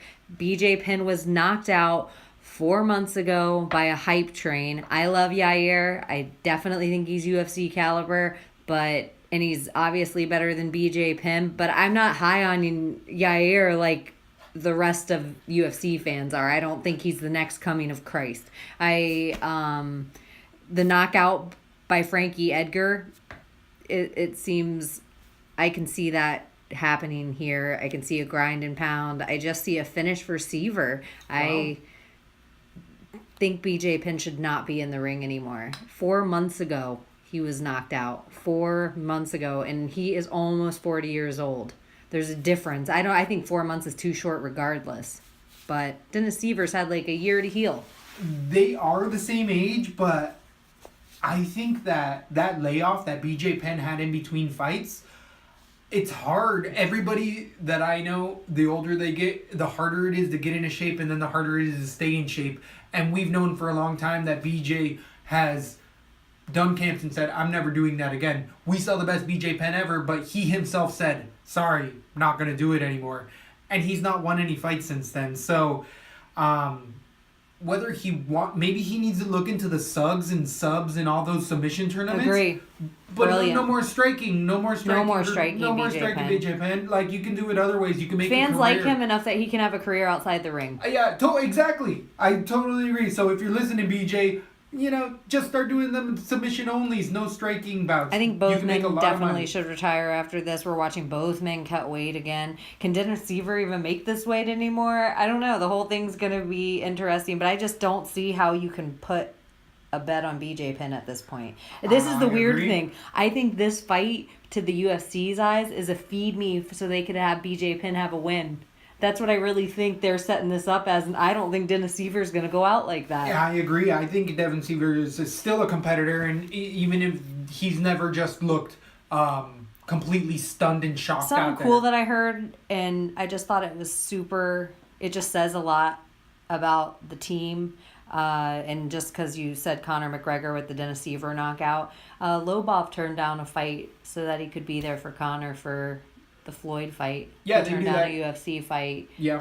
And it would have been pretty, Lobov's building enough of a name, and that division's pretty hot right now with everything going on. It would have been a good card, good experience, probably main card or the headline of a prelim card. Uh-huh. So it's just kind of like, wow, dude, that's pretty awesome. Admirable. Yeah, and Totally. that you're gonna, it's not the You're time there for right your now. boy. Yeah, it's not your time. But he's also said in interviews that the best thing that he's ever done in his career is be Conor's training partner. Yeah. And I think that's friggin' awesome too. But I just think if you have that kind of team like that, and Brennan Schaub says it, that he's walked into fights and seen the other guy's team and been so jealous of the team that the other guy had that he never felt like he had in UFC, because he was a football player, so he used to have a team. Yep. And he saw the guys with good teams and they always won the fights. Where they yeah. had more than just a, Camaraderie. yeah, we're just out at work. Yeah, It's like totally. a brotherhood or sisterhood or fighterhood, whatever the case may be. Anyway, yeah, Seaver, if he is an underdog in this fight, I think you bought him on your We draft got a games. couple going. Woo, I know, woo. that's the third underdog in a row. I think we agreed I think on. so. That is interesting. It means it's a good night of fights are coming. I tell you what. Moving on to the co-main event, Oh, we have shit. Johnny Hendricks, middleweight, 185 pounds, versus Tim Bosch, who's a real middleweight. Not that Johnny Hendricks ain't a real middleweight, but at 6 foot compared to 5'9", which it's more like 5'7". Thank you very much, Big Rig Hendricks. He ain't no 5'9". He ain't no big rig. He needs to be like little rig. Yeah. So, Tim Bosch is definitely going to have a size advantage. Wrestling credentials are always going to come in Johnny Hendricks because of that, the national championships and all of the collegiate accolades that he has. But Tim Bosch did come up as a wrestler, and Tim Bosch uses his wrestling well for his fights in his career. Tim Bosch uses wrestling well. Tim Bosch has heavy power, known as the Barbarian, has some of the biggest comebacks in history. The Yushin Okami comeback where he held him up against the fence and uppercutted him in the 3rd round when he got beat to shit. You can't teach that. You can't teach that. And we know for a fact that there's been times that Johnny Hendricks has said that, you know, he didn't want that fight. He just didn't have it in him. And he's come back since then and beat top-level guys, but Tim Bosch has never said that once. And Tim Bosch has always proven that he's wanting to finish a fight, losing or not. And that's just an intangible that I do think that Johnny Hendricks can be exploited. And I do think that a battle of the wills can get the better of Hendricks. And Tim Bosch has the right attributes in his side, being size and tenacity. With that, that's about all that Tim Bosch has in this. I mean, the wrestling's going to go to Hendricks, the striking's going to go to Hendricks, the speed's going to go to Hendricks. The only thing that isn't going is size and power. I think that's where, if Tim Bosch lands, he can put Hendricks maybe not clean out, but definitely make the game plan go out the door. I think the Barbarian is being very undervalued here. He's going to be, there's no way he's not going to be the underdog. I am going to give it to Johnny Hendricks via decision because I feel like he can just get on top of him and hold him for 3 rounds and land ground and pound from the top, and Tim Bosch will eventually gas because Tim Bosch does gas. With all the heart he does have, he has to show it because he can't lift his arms. Where Johnny Hendricks has looked good in his last couple 3-round fights and a lot of 5-round fights with the weight increase. I just think this is going to be a decision. Johnny Hendricks. I have the underdog on this. Woo-woo! I agree with everything you said about Tim Bosch. Every single thing that you said about him, I totally agree with. I think he is so much bigger than any man He's like Hendricks has 220. ever been in the ring with. Ever. Yeah. So I liked his last, Johnny's fight against Lombard, but...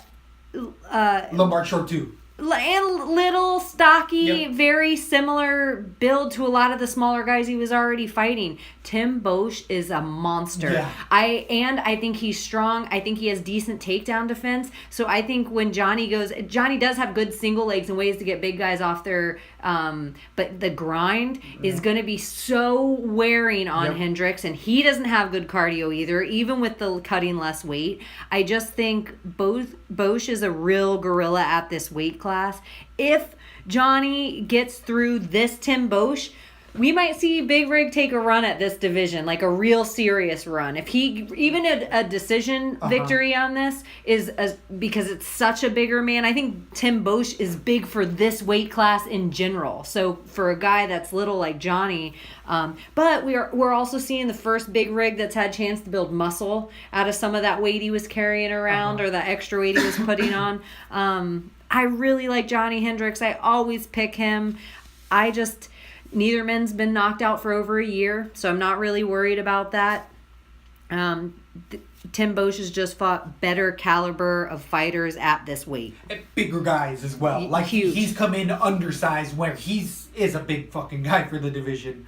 I have Bosch KO round 2 right now. I can really see that. And I went back and forth between this Hendricks decision because I had Hendricks when you started talking, and all the things you said about Bosch changed my mind. Like, that's where I'm changing my you own changed mind. my mind to Bosch, and I was like, damn, we're about to have the 4th underdog in a row that we're agreeing on. And then he went with Hendricks, and I was like, Ooh, I see all that too. Everything I like Exactly. about Johnny, though, just doesn't work in this fight. He is just a step ahead as far as speed, and that's one thing he showed with Lombard, and he even said, and he looked it though in that fight, is the way that Johnny Hendricks was moving was that he can make up for that size discrepancy in gas tank with movement against Bosch. It's just staying away from him because that size is going to play such a big role in it. Mark my words that Johnny Hendricks is going to say after the fight, Bosch is a huge fucking man. Like, you guys don't understand how big this fucking guy is. Yeah, he's going to wear on He's him. a big fucking guy.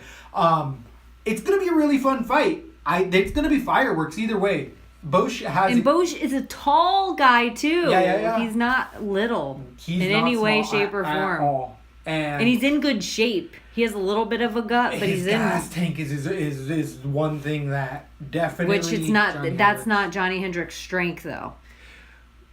He could wrestle him though, but that's why I got the decision. But I'm excited for that fight. The more I look at that fight, like I wasn't as excited for it, but that Hendricks Bosch fight is interesting for sure.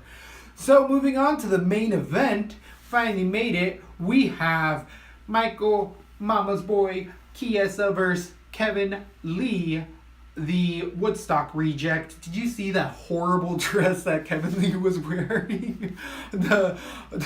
Kevin Lee, hashtag corny. Right, That's all yeah. I cannot think anything. I think he's such a cornball. I think he's such a wannabe. I'm calling you out, Kevin Lee. But he's the type of total dick chode that would like take offense to some like he doesn't get the joke.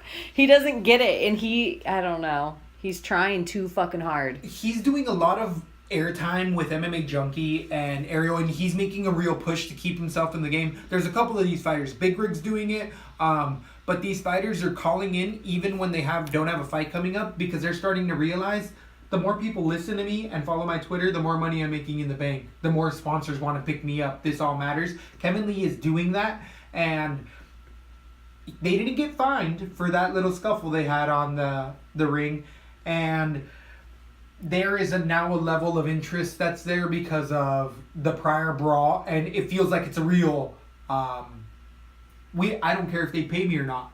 I'm gonna fucking fight you, Kevin Lee. Like, this is a fight that would happen regardless if the cameras are there or not.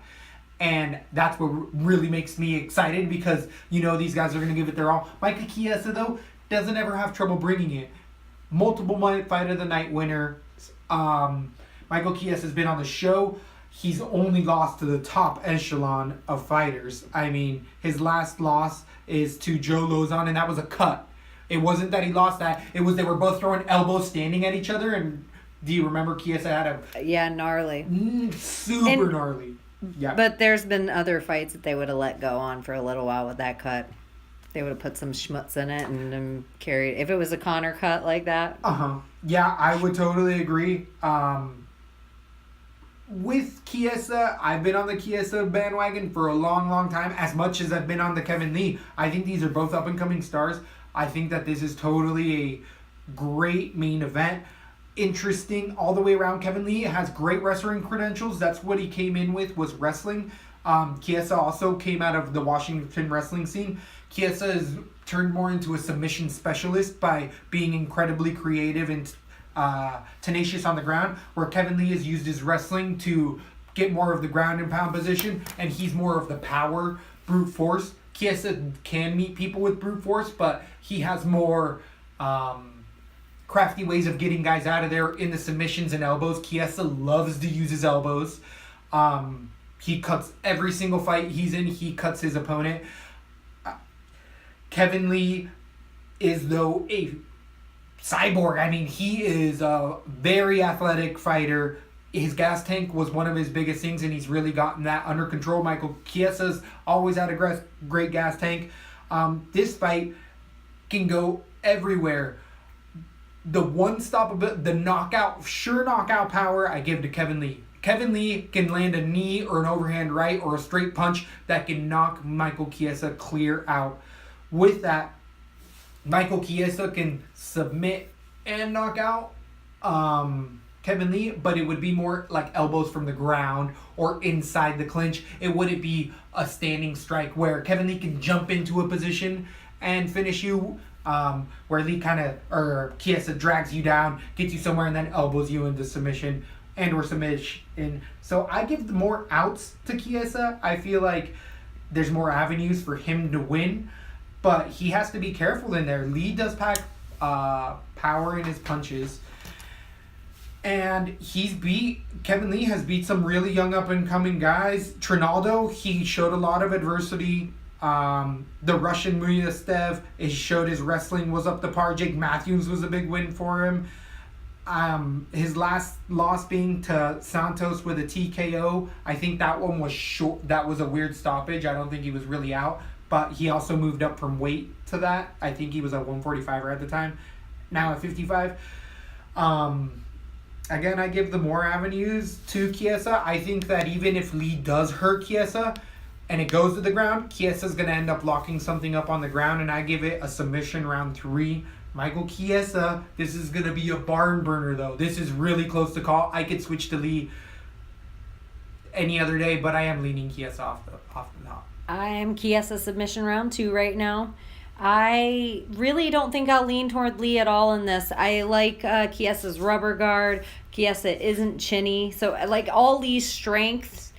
If Lee were to get on top, Chiesa has a killer rubber guard, and he's an extra long guy. He doesn't have a super long reach, but he has a super long torso, really long legs. I just think that he has more skill set. I think he's underranked for the division. I really like Michael Chiesa. I feel like he's fought great caliber fighters. I think he's smart in there. I think Kevin Lee, the weird part is for Chiesa with me, the only thing I think Kevin Lee has is he made Chiesa emotional about this fight. And I've always liked Chiesa's headspace in his fights. He just has this very zen thing that somehow I feel like Lee broke. And leading up to this at the weigh-ins on how emotional Chiesa gets, if he gets handsy or something, that could be the thing that changes me to Lee. Like, Lee got in his head and he wants to play these kind of head games before, and he's this kind of fighter, and it might take all this corniness that I say and be like, oh, okay, this is the type of fighter you're trying to make the whole entire thing leading up to it, which is a kind of Conor McGregor style, which would be the only thing I'd be like, okay, I could see how people would compare you to Conor McGregor if this is your style leading up to the fight and playing head games. I just think Chiesa really wins everywhere. I think he has the power. I think he even has power over Lee. I think Lee is explosive, but I think Michael Chiesa is so underrated there. I think he has knockout power. He's gangly. He just looks like a stick man. man. It's the same. Like, you're surprised. Wiry. Yeah, he's wiry. Wiry as hell. And actually, right now, via the odds, we're actually going with the underdog at a plus 105. But these lines it's been like minus 115 Chiesa last couple days because this is the main event. The odds come out a bit earlier. But I'm really surprised. I would think that we were on the page of on Tapology. Chiesa's a decided favorite out of 355 votes right now, but with a submission finish being very decided favorite of everything you could vote for. Because there is a level. That's where I think Lee's in trouble. Yeah. I think Lee's ego in the octagon, he cannot think he can outmaneuver Chiesa on the ground. That will be his biggest danger zone to get in. Does. If Lee keeps it striking, it becomes very dangerous. But Lee is a submission artist as well, so it's going to give him this idea about going to the ground with Chiesa. But this is a trickier fight because I think Lee does have so much strength in how he jumps into his submissions.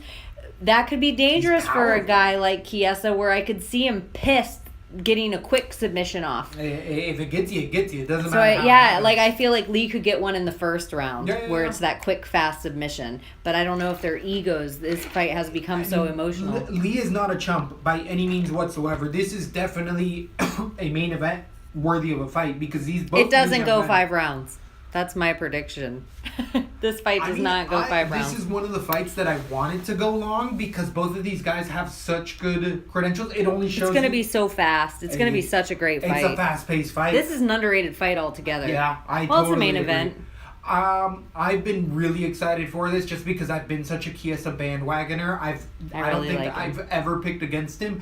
But with that, I've been a big Kevin Lee fan. I had him against Dos Santos, or against multiple guys, and he's come through on me because he does want to get in there and fight. But the headspace is something that we need to be careful with. Both guys have good cardio. Yeah. Both guys have good ground. I would say Chiesa has notoriously had better cardio than Kevin Lee. Kevin Lee's come around where Chiesa never had to come around. 5 rounds, too. Exactly, and he's a muscular guy, so he can tend to gas a bit more. But that plays to the submission role for Chiesa that much more for me. What a fun weekend of fights! Fun weekend of fights. It's going to be from Oklahoma on Sunday, starting at 9. You're going to be able to see these on Fox. It's not going to be main Fox, or is it going to turn into one of those where you have to switch around from Fight Pass to Fox to all those? Live and it's Fox Sports and on Fight Pass, so that's how we're gonna watch it. And the main card starts at 9 p.m. So it's gonna be a fun Monday. Woohoo! It's a Monday night? No, it'll be a Sunday night, but it'll run to like midnight Sunday. That's awesome. Exactly. But it is definitely sneaky. There's good bets coming all the way around. We have how many underdogs did we go earlier? I feel like 5. 4 or 5 underdogs. I might have had 5. You had 4. Or... Yeah, close to that. But I think Chiesa too. If he's an underdog right now. He is an underdog. Who's our Leslie Smith pick of the week right now? We're both, I believe, going with Stansberry, Morose, and who? Gosh, I almost feel like the underdog would have to be Chiesa if he's the legit underdog right now. And I know I'm going to put him on my card. I'm going to put him everywhere. I was going to put Chiesa on a lot because it's a 5-round fight. He has a high pace and he has a likeliness to finish because when he's dry, good for submissions, or not because he has a good gas tank. So I was going to use him on my DK. I was also going to probably end up throwing Bosch on a couple DKs just because if he does win, it's a finish. If Bosch wins, it's a finish. I like Bosch. But I don't I have Stansberry is a weird one for both of us that I'm going to have him on a lot. I think so Stansberry's the lesser known guy. It's weird when we pick the main event and give them the Leslie Smith the underdogs pick. Should be guys because that I you even don't know believe about. by the time Chiesa and Lee, by the time lines open on DK, Chiesa could be favorited. And if they're that close on DK, they'll be the 8-1. Yeah, they will be. Because they tend to give that to the main event. So I think we pick Stansberry. I like Stansberry. Stansberry is our Leslie dog under. I'll put him on most things. I like Dennis Seaver. If he's I thought Dennis Seaver is a good pick too. I think that's a good pick because he could get a finish. I feel like this card could be our Leslie Smith underdog card. Card of the year. Yeah, where we could actually put one together if we end up doing another cast this week of all underdogs. And that actually could be the card. Oh, yeah. Yeah. Well, there's definitely... It's been a rough couple DK cards to make because they've been overpriced. But this one, I feel like no matter what, these fights are close enough. You're definitely heard it here first. Yeah, we're definitely... If you think we didn't, if you're somebody tuning in for the first time, because there's going to be a lot of fans out there just looking for Conor Floyd, and think we didn't talk about it enough this time... There's like 8 or 9 weeks to go. Oh, yeah. Don't worry. Oh, yeah. It'll come up so much that for regular fight fans and for regular followers of regular MMA, they will be like, oh, I would just want to fast forward past the Conor and Floyd stuff. Exactly. What else can be said? They've heard it everywhere. What else can be said? I don't think we really wrung it out here today, but we did personally with ourselves. We didn't get into all the things we talked about last night about the Conor Floyd stuff today, but there's so much time, people. There is so much time. And I've been looking at tape because I want to give it an objective look of like why I believe the way I believe, so that way I'm able to tell you guys and not just be like, oh, I'm some jackass who doesn't know shit. No, I'm trying to be like, okay, these are the real intangibles because that's the way you make money in some of these situations. Yeah. And it makes it funner all the way around. But I've been watching tape already. I mean, what else am I gonna do? This is what I do. I do this for fun. Yeah. Hopefully soon on YouTube, and you guys can watch. Maybe we can figure out some live shows occasionally. Probably not right away, but that'll be the next step. And yeah, that's it. Follow us on Twitter at Lesbo and the Bean, and for all things Lesbo and the Bean, lesboandthebean.com. Lesbo and the Bean.